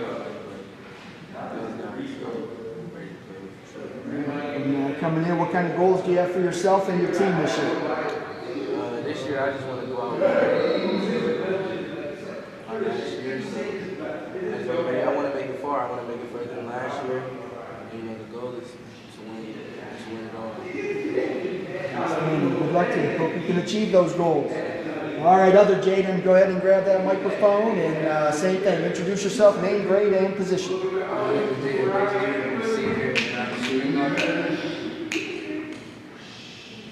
All right, thank you. Yeah, so coming in, obviously you were there last year for the turnaround. So what was the difference? I mean, you guys going from 1 win to 12 wins. That's a big turnaround. I think the big difference was really buying into like we got new coaches and believe in them, and that's what really made us like good, just trusting their system. And then, so coming into this year, obviously flying high. Like I said, you've got to avoid that dip being overconfident. How's the focus? I mean, do you sense that your teammates are all on the same page, knowing that, hey, it's not too long ago that we were a one-win team. We don't want to go back to being there. So you think you're all on the same page? I mean, I feel like we can never lose 12 because we had won a state championship. So, like, going from 1 to 12 means a lot, but like we're not getting anywhere in wins and playoffs. That's what really matters, and how far we go when it comes to the state playoffs. So that's why I'm really worried about the focus. What's again, not giving away secrets, but what do you guys like to do offensively, defensively? What does Brooklyn basketball mean? I think offensively, like we like to pass around, but we also are a shoot first team. If we see open shot, we won't fear to shoot it. I mean, I feel like we have a lot of shooters, and we are a good rebound team as well. And what is your role? What are the coaches looking for you to do this year? Just basically be a captain. I've past 2 years I've been a captain, so it's not really nothing new to me. But since I'm a senior now, it's kind of like expected more for me to be more of a leader. Mm-hmm. As a senior leader, what do you do to lead? How do you teach these younger guys the right way to prepare and play? I mean, like it's just like the little stuff, like no talking when the coach is talking, focusing on the drills, making sure everything, little stuff is right. Like people not cutting your face during a cut. It's just little things that matter that will actually just make it better. Just little things make the biggest difference. Yeah. All right. Talk about some of your teammates. Who are the guys that you think are going to have a big year? I think junior Santana Sammons and junior Jaden Ramos are going to have a big year. Coming from sophomore and juniors, but they developed a lot and really put time and work into it. I believe our transfer, Brandon Fields, is going to have a breakout year too as well. He was at Valley Forge last year, but he was on varsity. He was doing good. Had a good winning team too. And I think that Oscar Davis as well. He's our hustle player. I think he can give us a lot of effort. And playing basketball, when things are going well, everybody's happy, patting each other on the butt, excited. But when things are going bad and, the other team's on the scoring run, who are the guys that step up and say, hey, let's refocus, let's get things going? I mean, who can you count on in those moments to say, hey, we got to turn things around? I can count on him a lot. I can count on Jaden Ramos. Not put myself. I can count Randall step us into the moment. Oscar will. I just think we all as a team, we understand that's our main fall point. If we break down on each other and get down and start getting mad at each other, we fall as a team, and that's every time what Lewis does.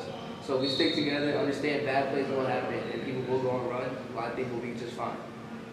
All right, and then just senior year. I mean, obviously you want to keep winning, keep that streak going, but you have a chance to kind of rewrite a legacy at Brooklyn. 2 years ago you were like, 1 win. Now you've got an opportunity to say, hey, we could hit 18, 20, we can win some playoff games.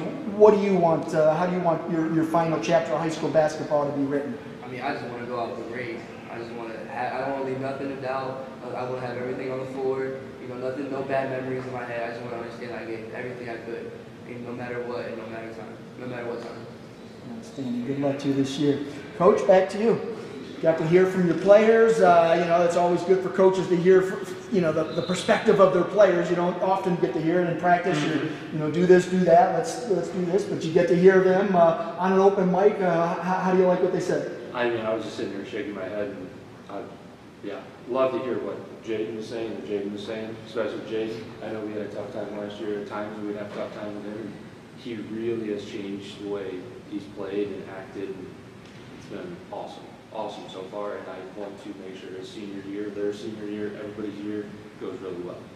And I think that we're turning things around even more than we did last year. And I think the discipline part is the reason that we're doing that. So, I think, yeah, once you have that success. I love hearing what they both said. Yeah, and once you have that success and they start to understand that, oh, this is what Coach was talking about. Well, now it all, the light switch flips on and they start to understand. And then now you get that senior class that can pass it down. And that's how you change a culture. And that's important. That's what we're looking for. CVC Metro Division, always pretty tough. Lutheran West out there. Fortunately, Richmond Heights moved up to the Chagrin, but they're out there. You got Independence and Cuyahoga. I mean, tough conference, so you got to bring it every night. How do you get these guys to understand that there are no off nights? You can't take them. Absolutely. There's never an off night, and that's what we try to tell them. Like, you can slip up, you can start slow, and you get behind, and then maybe that discipline slips a little bit. You let the game get out of control. We go down 10-15. And then we're bickering with each other, and we're worried about all this other stuff instead of worrying about the game. So it's just kind of keeping them disciplined. If we have to, slow it down, call those timeouts, just talk to them, calm them. Just got to keep them calm because we are skilled, we're deep, we have a lot of players that can really play basketball. So I'm excited for the year. All right, John. Well, I appreciate you making the trip out here, and I'm glad we were able to squeeze you in here. So, good for that, and best of luck to you guys this year. Yes, appreciate that. Appreciate you being here. All right, that's the Brooklyn Hurricanes boys basketball team out here at CVC Winter Sports Media Day at Independence. Up next now we will have the Orange Lions, who will be here momentarily. We're just waiting on a coach, so we're going to take a quick break until he arrives, and then we'll be back with the Orange Lions boys basketball team.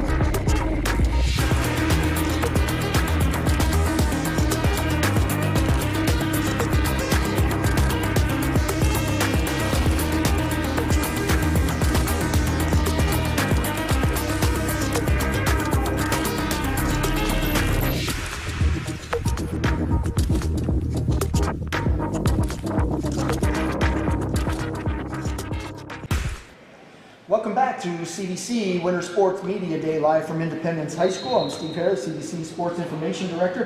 Up next, we've got the Orange Lions boys basketball. We are waiting for their assistant coach to make it here, but in the meantime, we're going to start talking to the players, and we're going to start all the way to the left. Go ahead and pick up that microphone. There's a black switch on it. Flip that up, and go ahead and introduce yourself. Name, grade, and position. Orange High School, I'm the point guard. So Henry coming in, Orange always has had a really good basketball team. It's a tough division, so you guys compete for conference titles along with some other great teams. What's the outlook this year? What are you guys hoping to accomplish? We like to call it net season. Net season? Net season? Yeah. You got to describe that. What does that mean? We want to cut down the net. Ah, I see. Okay, that makes sense. Okay. So, from last year to this year, what's going to be the difference for the Lions? Can't give out too much. We can't give out too much. No secrets. No secrets. All right.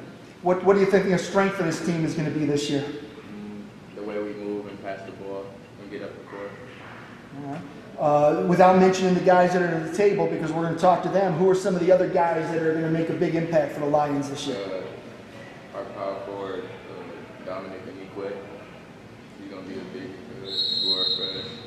And a good role player, Anthony Shablowski. All right. And then just from your personal perspective, Coach, jump on in. All right. And just from your personal perspective, what's your role? What are the coaches looking for you to accomplish? efforts, move the ball quickly up the court, get to my teammates, do a little scoring here and there. Just a little? Yeah, ain't yell too much. All right. Last person to go. Okay. And when you look at Orange this year, what's going to be the keys to victory? What do you guys have to do consistently to win some games? Stand together, times get hard, persevere through things. All right. Pass that mic over to your coach, and we're going to let him go ahead and introduce himself, and then we'll throw some questions at him, and we'll come back to the guys. Go ahead, Coach.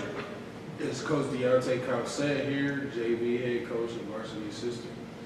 Looking at this year, what's the outlook? How confident is the coaching staff that you guys are on track to achieve your goals this year? Well, we're pretty confident, but it's all dependent on us. I feel like if we play our brand of basketball, being disciplined and, like you said, being together, then we can win every night. Compared to last year, I mean, where did you guys grow? What's the strength from this year compared to last year?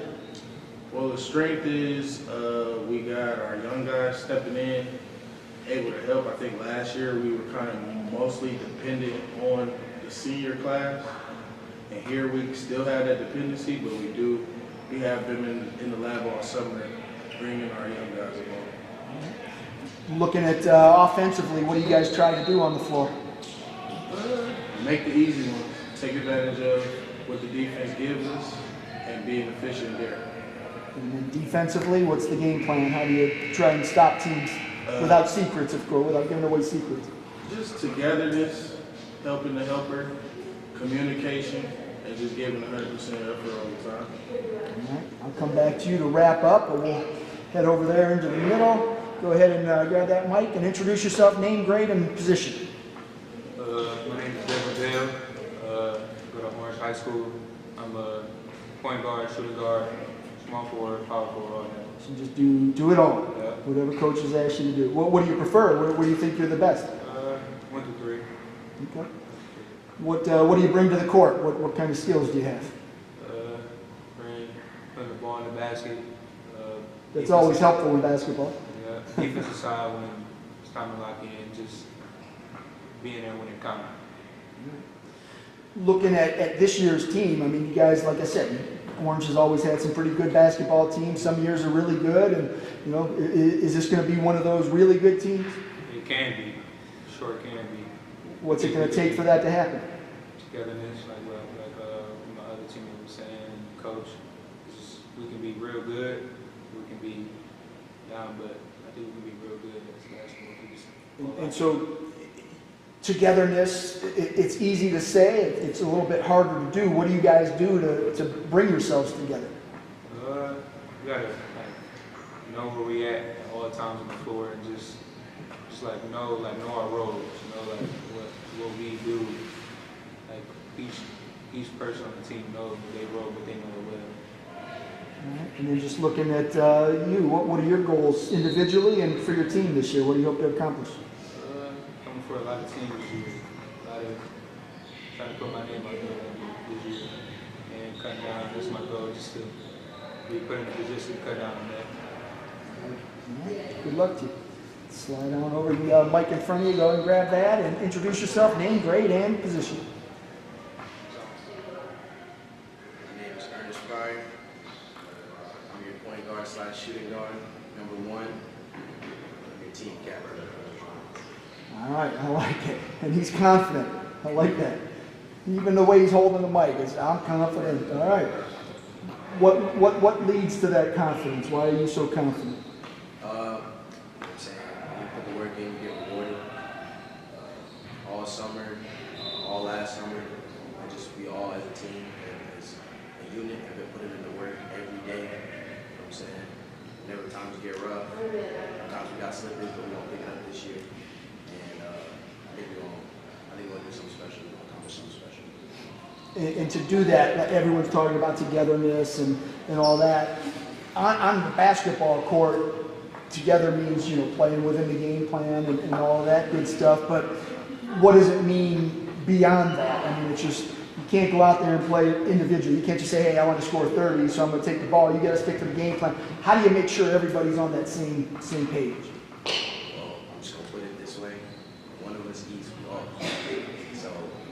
gets 30, that's going to make the defense have to, adjust to him more. And that's when guys like Henry step up and make shots. Guys like Dom and Igwe will step up and make shots. The players will surprise a lot of people. Anthony will step up and make shots. And that's when I step up and make my shots too. Just try to be confident. I think we're going to get it done. When basketball games are going well, everybody's happy, patting each other on the butt, and everyone feeds off of that. But when things aren't going well and you need to get a stop and stop another team from going on a run, who are the guys that step up that say, hey, you need to refocus? Who are the leaders that can turn those bad moments into good ones? I say the top 3 leaders in leadership. Me, Devin, and Henry, level best. And if we, like what Devin said, we're going to have very high highs this year if we do what we're supposed to do, and we stick together and we don't try to be hero. But the lows can get low if we try to drift apart with each other. So when the team's going to hit us with a punch, try to stop us, and try to give us our best shot every game. And instead of us folding, we're going to go punch right back. All right. Talk about some of your teammates. Who do you think is going to have a big year this year? And give me a breakout guy. So give me some guys that you think are going to have a big year because of the work they put in, and then give me the breakout guy that people don't know right now, but after a few games they will know. I think one guy who's going to make a really big impact for our team is Dominique. He's been putting in the work. We've been making sure that just keeps his mental right. But I think really Dom is going to make a big impact. And also Anthony Shabowski. He's a floor general for us, and he's going to help us when times get rough and we miss a couple shots in a row. And we need to slow the ball down. He's going to make sure, hey, try to get a good one. What are your individual goals for the year? My individual goals is to really just cut down the net. You know what I'm saying? Also, I want to play college basketball. So, just making sure that I can get to the next level. I do everything I'm supposed to do, leadership-wise, and just making the place before. And also, Beachwood. You got to beat Beachwood if you're going. Yeah. You got it. Beachwood. You know who you are. You know who you are. Going down. Shots fired. Good luck to you this year. Coach, back to you. You got to hear from the guys, and obviously the theme is togetherness and coming together as a team and doing things to win some games. But keys to victory from the coaching staff perspective. What's it going to take to achieve your goals? Just giving our guys our best effort from a coaching standpoint that fits their needs individually, and also, like we said, the common thing being togetherness. Just doing as much as we can to get them to spread positive energy and be together tighter. Like you said, everything's good when it's all up and up. We're by 10, but who are we when we're down by 6? Who are we when we're down by 12 when we got to get those stops and make that comeback? So from a coaching standpoint, we want to key in on those moments. You heard the guys mention some of the other players. Who are the other guys you think are going to come out and play some significant minutes for the Lions? Other than these guys and probably Dominique Way, I'll shout out Anthony Shabowski. He's an up-and-comer, literally got his opportunity from hard work. And then out of our young sophomore class, I'm interested to see what our guy John Marie is going to bring to the table once the swing of things get going. Sounds good. How high is the ceiling for this team? Very high. Like I said, we do what we're supposed to do. We handle our business. I think we got an opportunity to win every time we step on the floor. But that's up to us to control what we can control and make that happen. And it's great that you said that, because if you don't bring it every night in the CVC, especially in that Chagrin division, and then you guys play a tough non-conference schedule as well, it's easy to start losing games if you don't bring it. So yeah, absolutely. So, all right, gentlemen, I wish you all a bunch of luck this year, and hope to see you achieve those goals. And that Beachwood game should be interesting, right? Yes, sir. All right, thanks for making the trip out here, and good luck to you this season. All right, that was the Orange Lions out here. Definitely mark your calendars for that Orange Beachwood game. I think it's going to get interesting. Oh, yeah, you're going to get money. I love it. All right, up next we've got the Trinity Trojans girls basketball team. Give them a minute to take their seats up here at the hot table. Oh, we'll find the interview now. It'll be on ChagrinValleyConference.com. All right, Trinity, a new look in the coaching staff. Head coach Ron Donaldson in his first year. I assume that's you, Coach? Yes, sir. All right. I never know when the new guys show up. I don't know what they look like, so just had to make sure. But go ahead, grab your mic. I'm going to let you introduce the players you brought with you, and then just give us your elevator pitch. What can we expect out of the Trojans in your first year as head coach? Well, you're going to... Oh, flip that mic on. There's a little black switch. There you go. There we go. We're super young. We have like 5 freshmen. We have Abby here as a senior. We have 2 juniors and then 2 sophomores. So we're super young. We're going to play hard. We're going to play fast. We're going to play smart. And that's the goal, to just learn how to play the game the right way and just compete every night. All right, I'm going to come back to you after we talk to the players. I'll start all the way down there to the left, and that's Abby, right? I think you're following me, aren't you? Low-key. Low-key, yeah, I like it. Yeah, she was out there at the CVC volleyball all-star match out at Berkshire yesterday, so I got to see her out there. And now we get to change gears a little bit and talk basketball. So yesterday it was all about volleyball. Today it's basketball. So coming in, go ahead and introduce yourself, name, grade, and position for the folks at home. I know who you are, but they don't. My name is Abby Zeckler. I'm a senior, and I'm a guard. And you're like the 90th Zeckler to come through Trinity? Yes. There's a whole bunch of you. So, okay. So your guard coming in. Obviously, first off, congrats on the volleyball success. Great to see you out there. How much fun was that? It was fun. It was fun playing with everyone that I played with for the last 4 years. Played against, Yeah. and now you get to team up with them. And you guys lost. You were 3-1. Yeah. So now you need to win in basketball to make up for that. Right. So coming into senior year, how excited? I mean, obviously there's a transition to a new coaching staff, but obviously it's Trinity. The expectations have to remain pretty high. How eager are you to kick things off? I'm excited. This is actually my first year coming out. The last 3 years, I've been playing travel basketball, so I'm excited to change and come back to basketball because I haven't played for a few years. And with a younger team, obviously being a senior, you've got, number one, an opportunity to get out there and play, but at the same time, you've got to be a leader and, fight for your playing time. So with those expectations, how are you approaching this year? I'm looking at it it's a chance to play, and I'm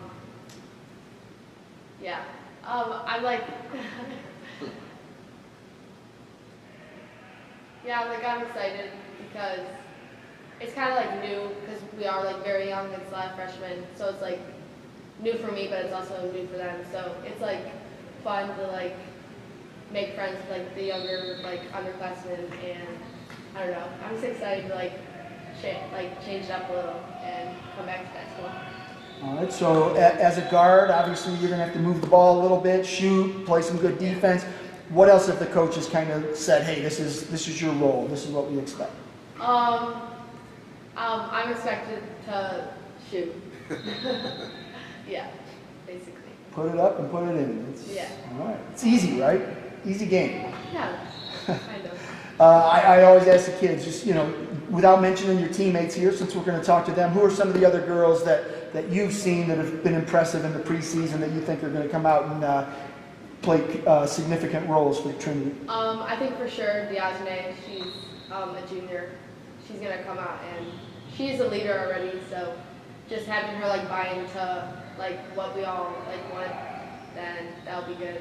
And I think Sienna, she's sophomore. I think if she buys into the culture that our coach wants, I think she can help us a lot.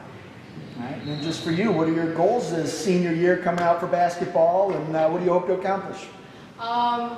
I hope to just have a good season and to have fun and to lead as I can. All right, sounds good. Good luck to you this year. Pass that microphone on, and same thing. Go ahead and introduce yourself. Actually, kind of slide yourself that way just a little bit. My prop is in the way. I just want to make sure everybody gets to see you. So, all right, name, grade, and position. My name is Kenora Bryant. I'm in 9th grade, and I'm also a guard. Yeah, so a freshman stepping into media day for the first time. You don't look nervous. No, I'm not that nervous now. That's good. So if you're nervous here, that means you're going to be nervous on the basketball court. You don't want to be nervous on the This is the easy part. Getting out there on the basketball court, that's where the nerves should set in a little bit. I mean, you're probably eager to get out there and play, but at the same time, is there a little bit of nerves? Yeah, sometimes. Just sometimes? Yes. When does it set in that, oh, I'm comfortable now? When do you find that peace?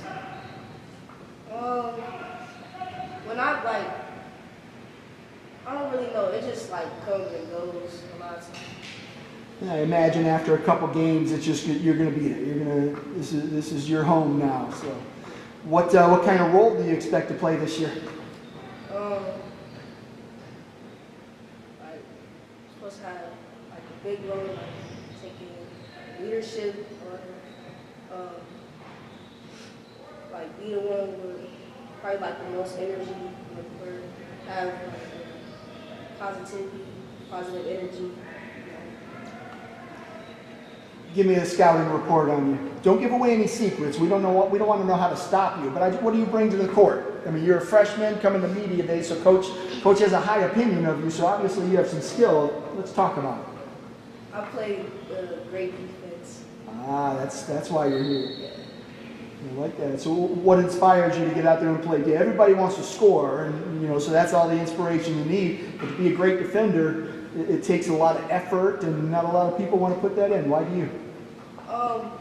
Because like my past coaches, they always like told me defense win games all the time.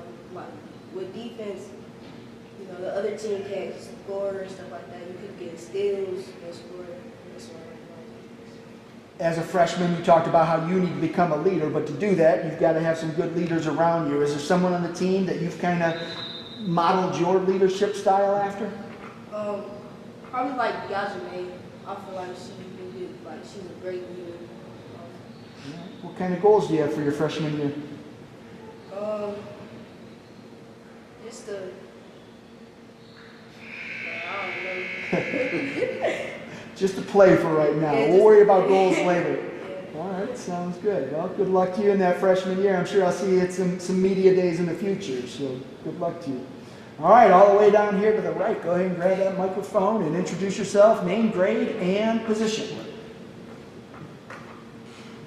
I'm Jay Williams, a ninth grader. I can play all around the court. Another freshman coming in. Are you nervous to be here? I'm not. Well, see, that's good, because you can't be nervous to come to media day. Nervous should be like walking out on the court and doing that stuff. But this is the fun part. This is the easy. So why are you here? What prompted coach to say, hey, you're a freshman, but I want you here? I'm a good leader. I bring energy. Overall, up there.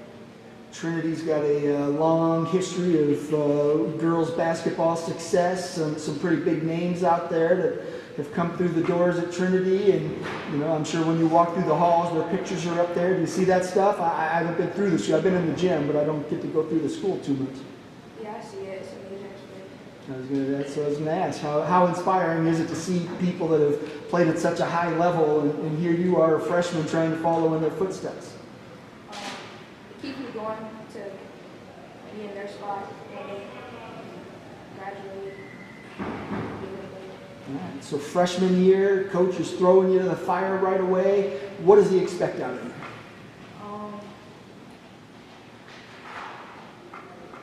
Just to bring the energy when it's needed to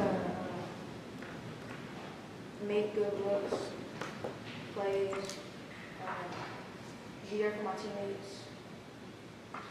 Where do you think you're at your best? Like what role on the court? Playing defense, offense, distributing, scoring? I'm going to say defense. What do you like about defense? I like All right. How tall are you?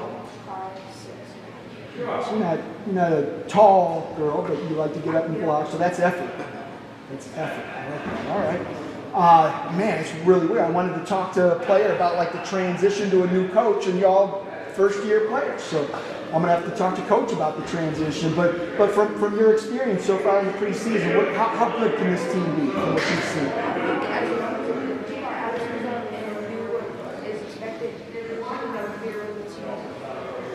kind of goals do you have for your freshman year? Just try my hardest and do the best for that. Well, good luck to you. Hope you have a lot of success this year. Coach, back to you. Well, yeah, you know, one of the things, anytime there's a new coach, I like to talk about the transition with the kids and how that's going, but they're all new, the ones that you brought here. So from your perspective, how's that transition go? I mean, sometimes it's hard to implement new offenses and defenses, and you got to come in and learn the players, learn what buttons to push them to achieve greater heights. But how's the transition? Absolutely. The transition, early on, to be honest with you, is a little difficult. We had to establish a culture that me and my coaching staff, worked on. So that starts with your attitude. You have to play extremely hard. You have to come in with a great attitude. And you have to play for your teammates. It's more than just basketball. Going to class, you take care of your homework, you take care of your responsibilities at home. It's all of those things. So nothing can prevent you from coming out into the court and performing and doing what you need to do. So I think just transitioning from last year's coach to my style, it was kind of like a transition. But again, today we're just coming from practice. We're starting to buy in, playing really hard, and starting to play together and for each other, and it's really good. And you had kind of mentioned that youth movement that you've got going on here. Sometimes that's a bad thing, sometimes it's not. And I think talking to your freshmen here and knowing Abby and her success in another sport, I think they've got the right mentality. Do you see that as well? Absolutely. They're kind of downplaying it, but they have been great since I first became the coach. They've been here pretty much every workout. They've been leading, they've been breaking our huddles. They've been a great example. Abby came here from volleyball being her first year. I love Abby. She's just a great influence on the young girls. She shows how to be a good teammate. And not a professional, because they're not professional, but she carries herself in a professional manner. And that's what I want the younger girls to see. And we're starting to get the girls from last year to kind of buy into that. The Ajane is kind of bought in, and she's our best player. And she's bought into that, and she's doing great as well. So we're just excited about the season. Our goal is just to play hard. And of course, every coach wants to win, but we're young, so we notice we get some like ebbs and flows over the course of the year. But the main thing is for us to just learn how to play You had kind of mentioned Abby's influence on the younger girls, and when you're a new coach coming in here with a bunch of young girls, you want that influence because that helps you build that culture. What is that culture you're trying to build? The culture is really just buying into being, number one, a good person. You have to be a good person. We want to make sure that what we're teaching them translate into life. Like you can kind of play basketball, again, basketball is not life or death. We're trying to get them to be good young ladies who leave here so they can go to the college, university of their choice, prepare for the world, and they're not surprised when they get prepared. So just kind of making sure that we instill those values in them and they have something they can take care with them for the rest of their life. When things are going good, everybody's going to be happy and things are going well, but when they're not, how do you get these young players to understand that, hey, this is basketball, it happens. You don't want them to get too upset that, the team went on a 10-0 scoring run. Right. That happens in a basketball game. How do you get these kids to bounce back quickly when they haven't really been in that situation?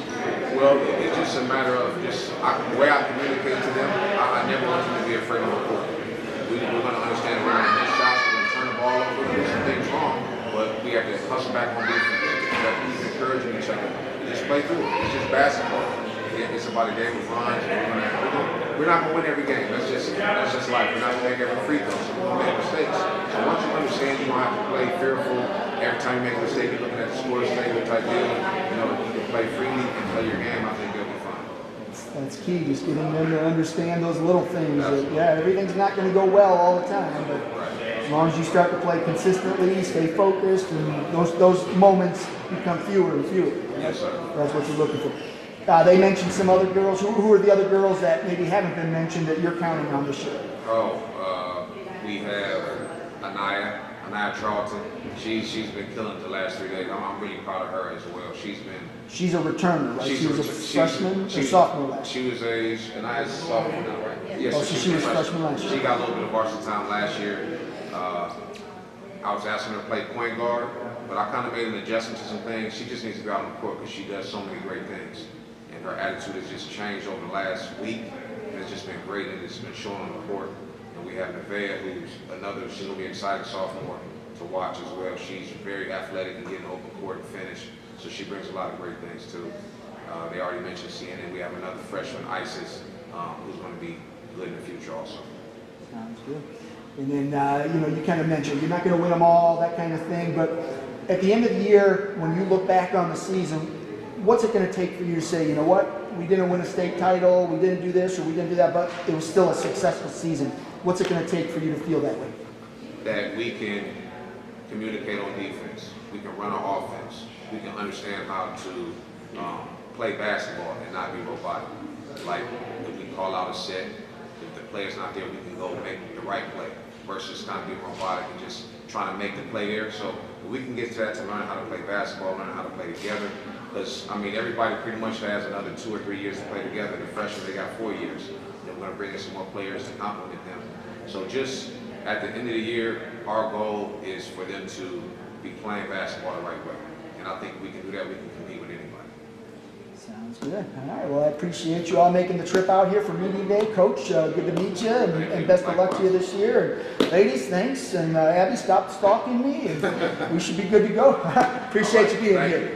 That was the Trinity Trojans girls basketball team out here at CVC Winter Sports Media Day, live from Independence High School. The Trinity Wrestling team is due up next. I don't see them in the building, so I am going to take a quick break and see if they are here. Otherwise, we've got Trinity Wrestling followed by Lutheran West girls basketball, and then Crestwood Wrestling to close out the evening here at Independence. I want to thank our sponsor, Ohio Center for Oral, Facial, and Implant Surgery. We will go ahead and recognize them right now and then take a quick break and hopefully return with Trinity Wrestling. Ohio Center for Oral, Facial, and Implant Surgery diagnoses and treats facial pain and injuries, and also offers a full range of dental implants and bone grafting procedures. Look no further than the Ohio Center for Oral, Facial, and Implant Surgery for all of your oral surgery and cosmetic surgery needs. Please visit their website at www.ohsurgery.com.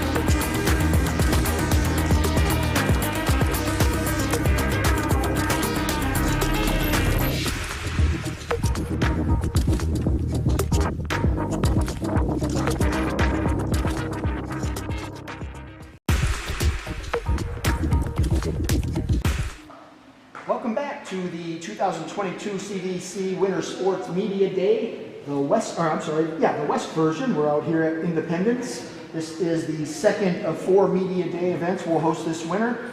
Tomorrow we'll be out at Kirtland for the second of the Central Media Days, and then we'll close things out on Thursday at Edgewood.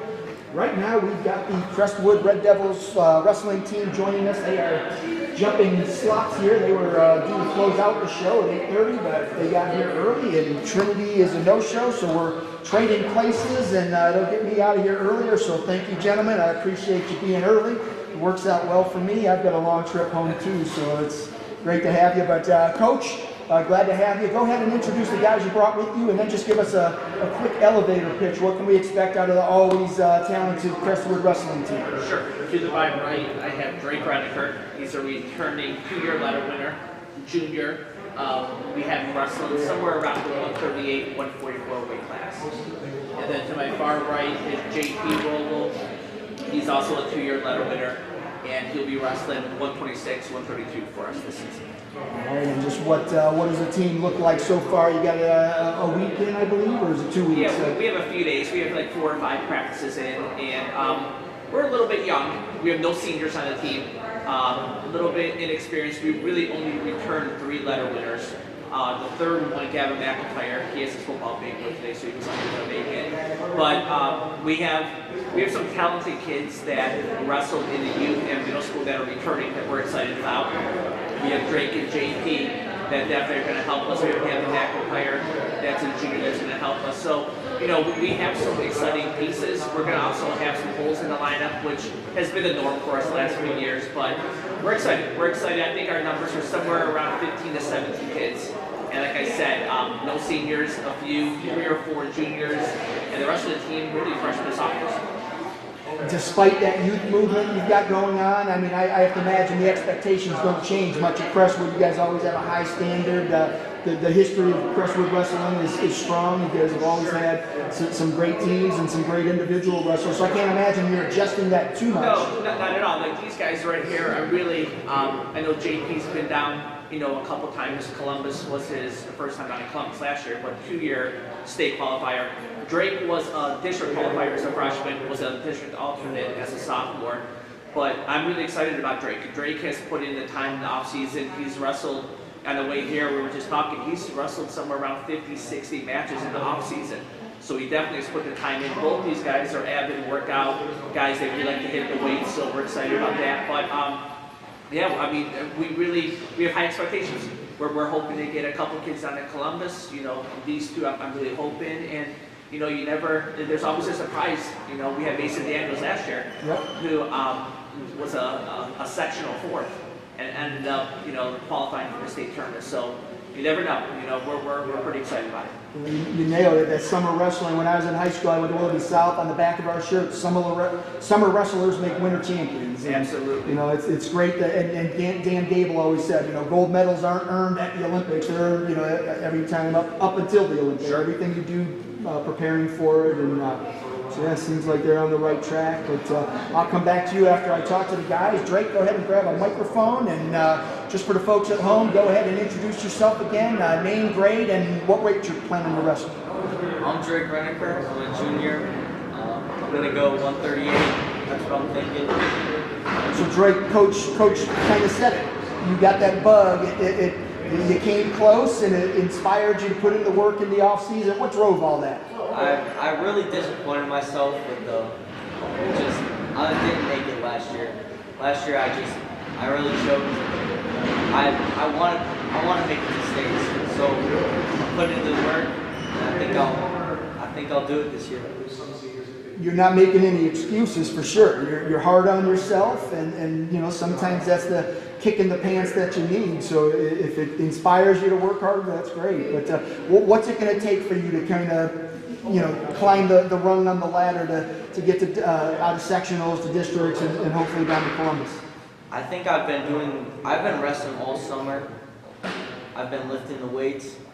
I went to Florida. I went to West Virginia. I've been going all over wrestling. I wrestled like 60 matches over the summer. So I think I'll be putting in the work. All I need to do is just keep driving.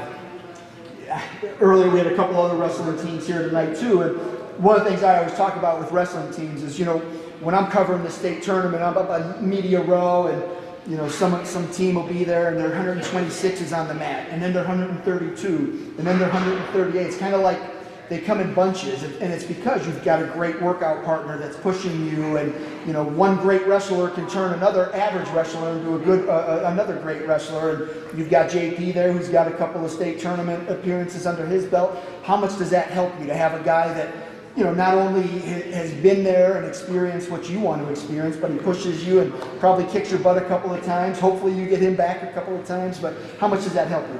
I think having someone to work with you and really push you, it's going to get you to the next level. You're not gonna disimprove by working with someone who's better than you.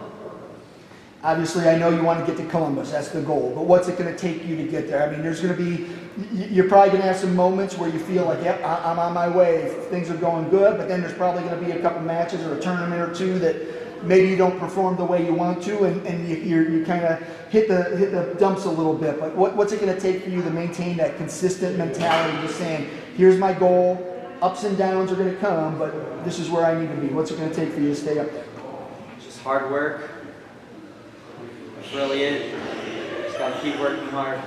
All right. And besides JP, since we're going to talk to him, who are some of the other guys that on the team that have impressed you and you think have a shot to make a run at districts or maybe beyond if the fire is bright enough? I think Gavin McIntyre. He's been wrestling for like forever, and we've got a few kids, new kids, but they've wrestled like third graders, and they look pretty solid. It's been the first couple of days, and they're looking like they've been wrestling. They just pick it up really quick. And just last one for you. What's your go-to? You're down 2 points. What are you going to? My go-to move, snap down. All right. Sounds good. Good luck to you, Drake. All right, JP, grab that microphone. Go ahead and introduce yourself. Two-time state qualifier, so most wrestling fans know who you are. But for the folks at home listening in, tell them who you are. I'm JP Vogel. I'm a junior, and I'm probably going to go. I think I'm going 126 this year. Okay. And coming back, I mean, obviously your goals are higher than they were the last 2 years. You've been down to the state tournament. You had a pretty good run at both of them. What's it going to take for you to kind of take that next step and climb the podium? I got to work like way harder in the wrestling room, really push myself, I think, this year. And having like the experience last year at state tournament helps a lot. Like last year at state tournament, that wasn't me to wrestle. I should have done way better, I think. But got 2 more years to prove myself, and it's motivation this year too, a lot. That COVID year kind of threw you for a loop, because usually you get down to state for the first time, you come down to the tunnel, you're wide-eyed. Well, your first state tournament was in a high school gym, and it wasn't quite the same atmosphere. So then your second trip to state is when you're supposed to be like, oh, hey, I know the tunnel, but that was you're walking through that tunnel the first time. What was that like? I was pretty cool. When I was younger, like middle school, I used to go with my dad too, see Crestwood, saw my cousin a couple times. So I got the experience, but it was different, but way different. So it was actually a really cool experience, and I'm looking forward to it. I've gone through that tunnel many times just as a sports writer, just to kind of document it and show people what it's like. And I mean, it's dark, and then all of a sudden you come out, and it's like, whoa. I mean, it's sensory overload, and you're seconds from getting onto the mat, and you've got to stay focused. How do you make that all happen? I mean, that's tough. I mean, it's like just walking on the tunnel, seeing all the fans, just looking at you, and just, I don't know, it was just really cool. Like, when I got out, I wanted to find like my mom, my sister, so I found mom, and I was like, kind of okay, that's all of them. Like, after that, let's just go. Now that you have 2 state tournament appearances, you've got that tunnel trip, you've got that out of the way, how much more confident are you that, hey, next time if I can get down there again, and obviously that's the goal, but next time you're better prepared? Yeah, I'm prepared now, got that out of the way, so basically been there, done that, saw everything, and hoping this time win a couple matches. And down there, like, go to any tournament, there's going to be some good guys. You might get a good semifinal, or in the finals you run into a buzzsaw or something like that. But at the state tournament, everybody's a buzzsaw. Everybody's good. And how do you make sure you've got your A game just going into every match? Because one mistake and the talent down there could end your state tournament run. You got to take it one match at a time. I know last year I was looking ahead, and that really just messed me up, I think. I was looking ahead to like quarterfinals and match after that. So I just got to take it one match at a time and take everybody as a good wrestler, because not everyone makes it down to Columbus, and if you make it down, you're a big talent wrestler, I think. You're a junior, and so not only do you have your own goals you've got to focus on, but kind of as the one guy on the team with the state tournament experience, you're one of the veterans. The rest of the guys are looking to you. So that's an added burden on you. How are you handling that, just knowing that you've got to do everything right, because you're the guy everyone's looking at to set the tone? I mean, it's good to have be someone people look up to. I really want to help my teammates a lot. I know Jake, he's been pushing me too the last couple of days, so I know he can get down, and I just want to push everyone on the team to be the best and hopefully get down there with me. Same question I asked Drake. Who are some of the other guys that you think are going to, not only come out and have a good season, but could take that next step? I know Jake for sure. He's going to get down and see that. Gavin McIntyre, 220 pounder. He's been wrestling forever. And I feel like this is his year too. He's been putting the work in the weight room and in the room. And he looks like a different wrestler. I know Tristan Addis, 144. He's a good football player. Wrestled with Lincoln in the youth. And I wrestled with him today. And he's someone who could be. Outstanding. All right. Well, good luck to you. Hope all those dreams come true, man. It's a fun experience down there. Coach, back to you. You've got that. You've got a unique situation where you've got a bunch of young guys, but you also have some elite talent, and it's hard as a wrestling coach because you only have X amount of points that you can do, and it's not like you have JV games where you can throw kids into JV matches. These kids have to come in, and you've got to train these guys a little bit harder than you do the other. How do you work that out in practice where you're addressing the younger guys, the inexperienced guys, while also making sure the upper echelon guys are getting their work? I mean, it's definitely a fine line. I know the first couple of days we were actually showing kids how to line up correctly, which sometimes you take that for granted. So, we really are going back to the basics. And even with these guys, I mean, singles, doubles, high crotches, I mean, you're going to see that at the state tournament level, the college level, the Olympic level. So there's nothing wrong with that. So we really focus on the basics quite a bit. But, even looking at it with the schedule, it's a fine line there too because, we're in some pretty tough tournaments right off the bat. We're at the Solon Comet, we're at the North Coast Classic, we're at the Kenston Tournament, you have the CVC tournament, you have a Portage County tournament. So, we're trying to get these guys, make sure that they get the matches that they need against quality opponents. But you also have to look at the other side of things and make sure that, you're doing what's right for the entire team as well. Right. And that's sometimes hard, but yeah, going to a lot of tournaments, at that point you start to look at like the North Coast where you get 5 matches and then your bracket and Solon and Kenston, those are, hey, you're 2 and done, you watch a lot of wrestling from the bleachers, but it's also a good experience. It is.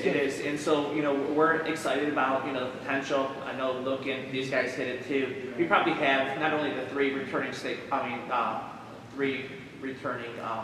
letter winners, but we also have another 3, 4, 5 guys that have wrestled in the past at the youth or middle school level that have decided to come back. So I'm excited about that. I really am. And then we have a couple promising freshmen coming up and, some other kids that just came out of the blue that said they wanted to wrestle. So we're pretty happy with it. And I have to give a shout out to the middle school program. Our numbers, have tripled this year. We only had 5 guys last season. We're up to 15. Wow, that's so amazing. I'm excited about that too.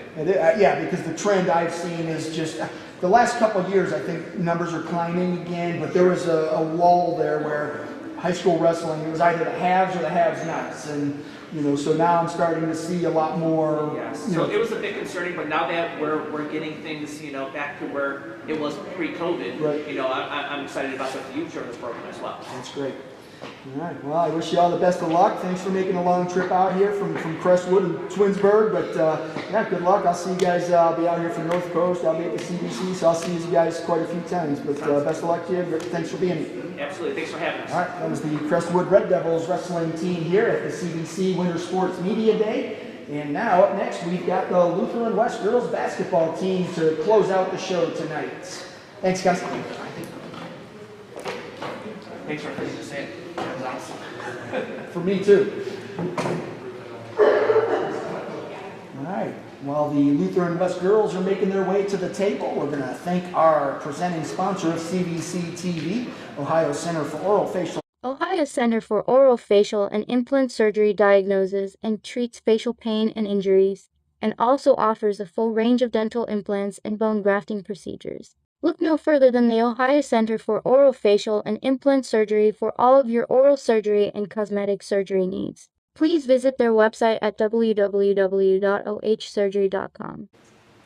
Welcome back to Ohio Center for Oral 2022 CVC Winter Sports Media Day. I am Steve Hare, the CVC Sports Information Director, and closing out our second Media Day event of the winter is the Lutheran West girls basketball team. Ladies, welcome and thanks for being here. You get to close out the show, so we could stay here for your 15 minutes or 2 hours, whatever you want to do. We can talk some basketball, whatever.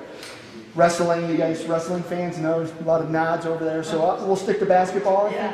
All right, sounds good. Coach, I'm going to let you go ahead and introduce yourself and introduce the ladies you brought with you, and then just give us your elevator pitch. What can we expect out of the Longhorns this season? And first, you got to give a shout out to our assistant commissioner, who I'm sure is at home watching this. Yeah, so first of all, shout out to Coach Kayla, Assistant Commissioner of the CVC. You guys should already know that. Yep. Right? Yeah. Just represent. Andrea Baruska, head coach at Lutheran West. This will be my third season at West. With me, I have C. Grant, who is a junior for us. Was a transfer student last year as a sophomore. Came in, played significant minutes for us. Lost her mid-season to an ACL tear. She's been working hard, making her way back, so we're excited to get her back on the floor. Hopefully around, Christmas time? Somewhere around there. Next to her is Ella McCarty, a sophomore, returning varsity player for us. And then next to her is Taylor Albrecht, also a sophomore. The theme of our season is probably going to be just that we're a very young team. Lots of new faces, lots of young players, not a lot of varsity experience. We graduated 8 seniors last year, so we're a little bit of a rebuilding phase, but really good group that's coming in, very competitive, just young.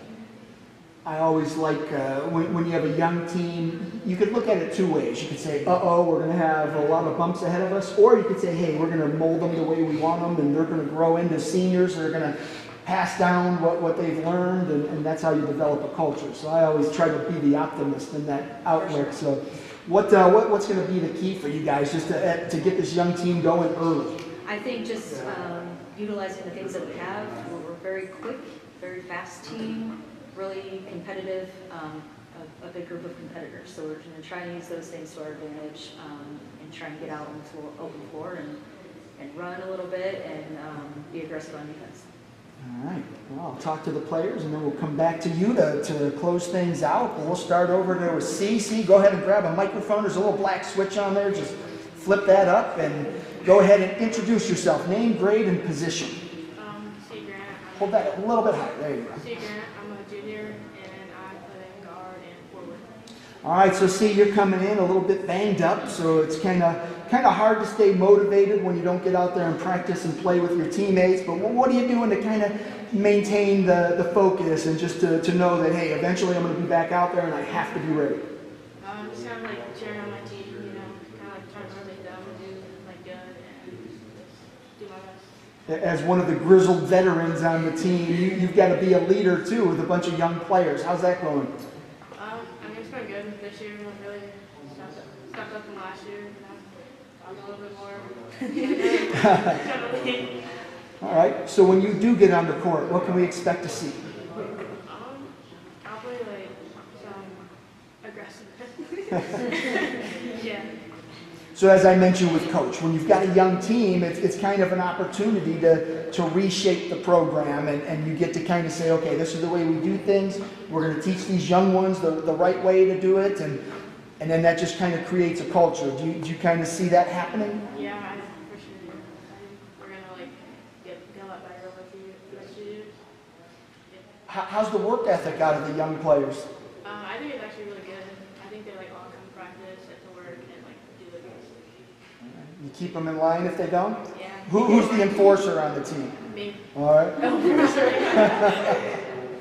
All right. And so looking like when you're on the court and the team is whole, what is the strength of the Longhorns? What can we expect? I think we have a mixture of shooters and people who can drive to the hole really well, and just I don't know, I feel like we're doing good all around. What about defense? Oh yeah. Oh yeah? Oh, that part of the game. Yeah, I think we're actually we really focus on defense a lot, and we're a defense first team, so I think we're gonna do well. Okay. Without naming the girls to your right, because we're going to talk to them, who are some of the girls that have impressed you in the preseason? I think a lot of the freshmen actually, because I keep hearing of one freshman in particular, so I'm sure I'm going to hear her name. But go ahead. Yeah. So yeah. I don't know. Which one? Yeah. Well, I don't know. I think all the freshmen know that one. varsity are actually pretty good, and they really they're good. Give me 3 keys to success. What's it going to take for Lutheran West to accomplish its goals? I think confidence, just being aggressive and communication. All right. And then once you get back on the court, what kind of goals do you have for yourself and for your team? I just want to I'm probably get out of my head, and just try my best, and then for the team, a goal overall, just what's the news. All right, sounds good. Ella, go ahead and grab a microphone, and same thing. Go ahead and introduce yourself to the folks at home. Name, grade, and position. Hi, I'm Ella McCarty. I'm a sophomore, and I'm a point guard and shooting guard. All right, so coming in as a sophomore, you get to handle some point guard duties. That's a lot of pressure. How are you handling that so far? I mean, last year I was the backup point guard, and I think I did pretty well for being a freshman and returning. We have, our main point guard is a freshman, and she can do really good. She can handle the ball really well. Is it kind of weird to be a sophomore and be one of the veterans of the team? Yeah, it feels really weird because, last year I was 14 playing with, all 17 and 18-year-olds. And now, I'm, one of the players, they look up to me, and it's weird because I'm only, a year older than some of them. And it's just weird because I actually have to lead now and I have to step up. It is weird that at age difference, when you're my age, 4 years is nothing. But in high school, it's a huge difference. And so when you're a freshman playing a bunch of seniors, there's a physical advantage, there's a mental thing. I mean, you just haven't had the same experiences. So coming in as a sophomore leader already, and that's got to be difficult. What do you do to help yourself manage all that stress that comes along? I mean, already you have stress learning plays and making sure you go out and perform the way your coaches expect you to, but then you also have to be a leader for your teammates. Keeping my composure is something that I have to really focus on because last year everyone knew the plays except for me and C had to come in, and it was only 2 people having to learn it. Now we have a whole entire team coming in. We have to start from scratch, learn all the new offenses, defenses, out of bounds plays. So not getting down on each other and not getting down on yourself because we have to learn together. What's the strength of this team when everything else is going wrong? What do you know is going to be there and be consistent? I know we have really good chemistry. For only playing for a month, we have we can have a really strong bond, and that's going to grow over the season. I think that's going to be really helpful for us. And without giving away secrets, every team has a weakness. I don't want to know what yours is, but what are you guys doing to minimize that weakness? Not getting down on each other or ourselves because, we mess up on a play and we got to get past that. It was one play and we need to focus on the next play, getting a steal, getting a rebound, whatever it is. Give me a breakout player, somebody not at the table, somebody that maybe nobody else knows about right now, but after a few games, everybody's going to know. One specific player? One breakout player. Alicia Medina. That's really the one. Good. Yeah. Right. Yeah. Me and Alicia have been playing since 6th grade together, and me and her had a really good bond during middle school. We played on a boys team in 8th grade, then she played again on the boys team her 8th grade year. And I think that bond is going to be really helpful this year. All right. Sounds good. Let's pass that on to Taylor. Taylor, same thing. Go ahead and introduce yourself, name, grade, and position. Okay. I'm Taylor Albrecht. I'm a sophomore, and I'm a point guard and shooting guard. Seem to have a lot of point guards and shooting guards, Coach. All right. Do you have anybody in the paint? Or is it 5'5"? We're guard heavy. All right. All right. So with a guard-heavy team, I have to imagine you guys like to play offense a lot and move the ball and distribute and all that stuff. Without giving away secrets, just what's the game plan on offense? What do you guys really like to do? How do you set everything up? It's definitely one thing the coaches always mention is making sure you're filling the lanes. And that's something that we've been focusing on a lot lately because it's easy to run down transition and everyone's just going towards and crashing the boards right away. But our key is to spread it out so we can actually get a shot off or set up a play. And even with being guard heavy, we have a lot of guards who can multi-manage and be a post, or they can play any position. So that's a really good strength of our team. So we've talked a lot about offense. Where's the defense coming from? Who's your stoppers? Yo-Yo Zielinski. Yo-Yo. She I remember her pressures from me. soccer. Yeah, in practice, it's really tough because it's like, oh, you don't want to have like Yo-Yo being the one who's guarding you. But me and Yo-Yo have been super close for a while, so it's like really fun. But every practice, you can expect steals from her. Her hands are just everywhere, and you can always just like see the ball going down the court with her.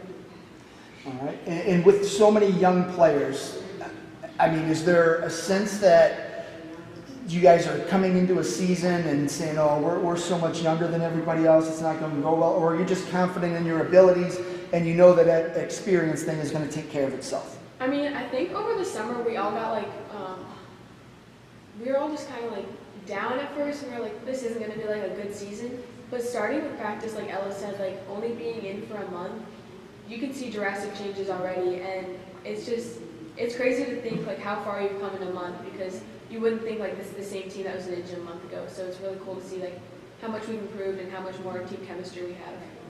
You guys play a pretty good schedule, and the Metro Division is always tough, and I hear Richmond Heights is going to be a pretty darn good team this year. Cuyahoga Heights, Independent, teams that they're going to push you on a nightly basis, and then you get to the postseason, you're playing in Division II, and the west side of Cleveland in Division II is brutal, so you guys know you've got a challenge. How important is it to test yourself throughout the season to be ready for those big moments in the playoffs? It's like really hard because coaches will put us in like situationships, and like we'll have to deal with like time management and deal with like all these things that you like would expect in the game. So we're definitely like preparing for it, but I think like once the time comes, like you'll see like, oh, like Lutheran West isn't like afraid to be put in like a certain like circumstance. Nice. And who's your breakout player? You can't mention anyone else that was named already. For offense, defense, in Either general. whoever, just a player you think's going to come out and have a big year and make a name for herself. Ava Agia. What does she bring to the table? She's our floor manager, and that's like the point guard that Ella was talking about. She really just came in and brought like a really high level of IQ, and she knows everything that's going on. You can expect to see her like throwing up threes and like all that stuff, and Ava really she's great at communication, and she'll like put you in your place, not in like a bad way, but she'll be like, hey, like this person's open, or like this person's like on fast break, like you need to guard them. So it's really nice because her communication just really helps everyone on the team out. Excellent. All right, good luck to you. Anyone can answer this one. I need a secret on Michaela. Just something I won't tell her you told me. Nobody will ever know, right? Nobody's listening at home or anything like that. This isn't. They might not know her name is Michaela. Oh, okay, Kayla. I need a secret, something that, when I need something, I can say, hey, Kayla, I'm going to tell everybody else if you don't do this for me. No secrets? No, I'm just kidding. All right, Coach, back to you. You got a chance to hear your players. In practice, you get to yell and scream and instruct, and now you got the chance to sit back and listen to them and how your message has been received. How do you think it's coming along? I think we're making a lot of good progress. I think that you can tell by listening to these ladies that they've been quick learners. There's a ton of things to go over, and no coach ever thinks there's enough time to practice. This is the youngest team I've ever coached, and I certainly every day feel like I could use 5 more hours just because we have so much to get through. But they're eager to learn, and they want to compete. So they just kind of soak it up, and then they try to implement it onto the court. And I think we're coming along well. Yeah. So we mentioned a bunch of players. Anyone that we left out? Anyone you think is going to have a big impact this year? I think that Maddie Kondrak is worth mentioning for sure. Maddie is kind of that person that you aren't expecting to really be someone that you should be watching out for, but super aggressive. She can handle the basketball. She's a little bit lanky and can use her length in good ways, and she can get out in the floor and run, and she's not afraid to bang on the post. So she's kind of a do whatever it takes type of player, and I'm expecting her to have a good year.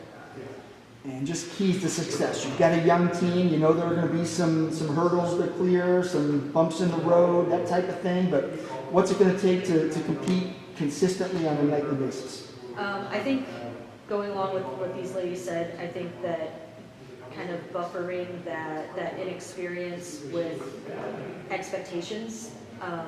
again, this is a super competitive group. They don't like to lose. That's what I've noticed about them in a short amount of time. That's important regardless of age. And like, even in scrimmages, if we have, you know, a rough 10-minute segment, they get frustrated and they get down on themselves, which I love that they're that passionate about it.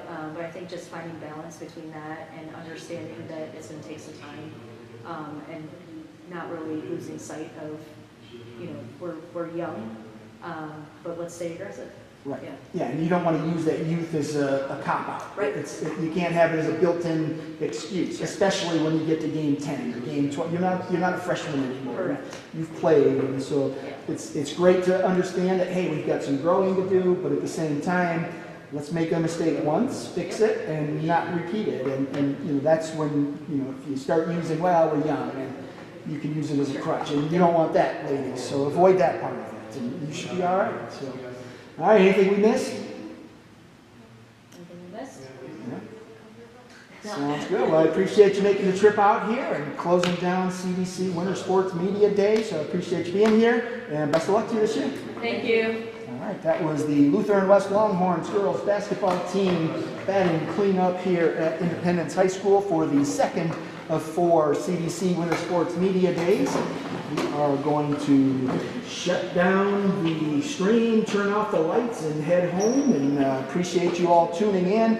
Big shout out to Independence Athletic Director Annie McGee for hosting. Always a gracious host. And one of these times she'll set out a media buffet for me, and everything will be good. She did it over here. I was hoping she would, but she didn't. And of course, we want to thank our presenting sponsor of CVC TV, Ohio Center for Oral, Facial, and Implant Surgery. Until tomorrow, I am Steve Hare. We will start our stream tomorrow at 5 o'clock live from Kirtland High School. We will see you then. Thank you, folks. Ohio Center for Oral, Facial, and Implant Surgery diagnoses and treats facial pain and injuries, and also offers a full range of dental implants and bone grafting procedures. Look no further than the Ohio Center for Oral, Facial, and Implant Surgery for all of your oral surgery and cosmetic surgery needs. Please visit their website at www.ohsurgery.com.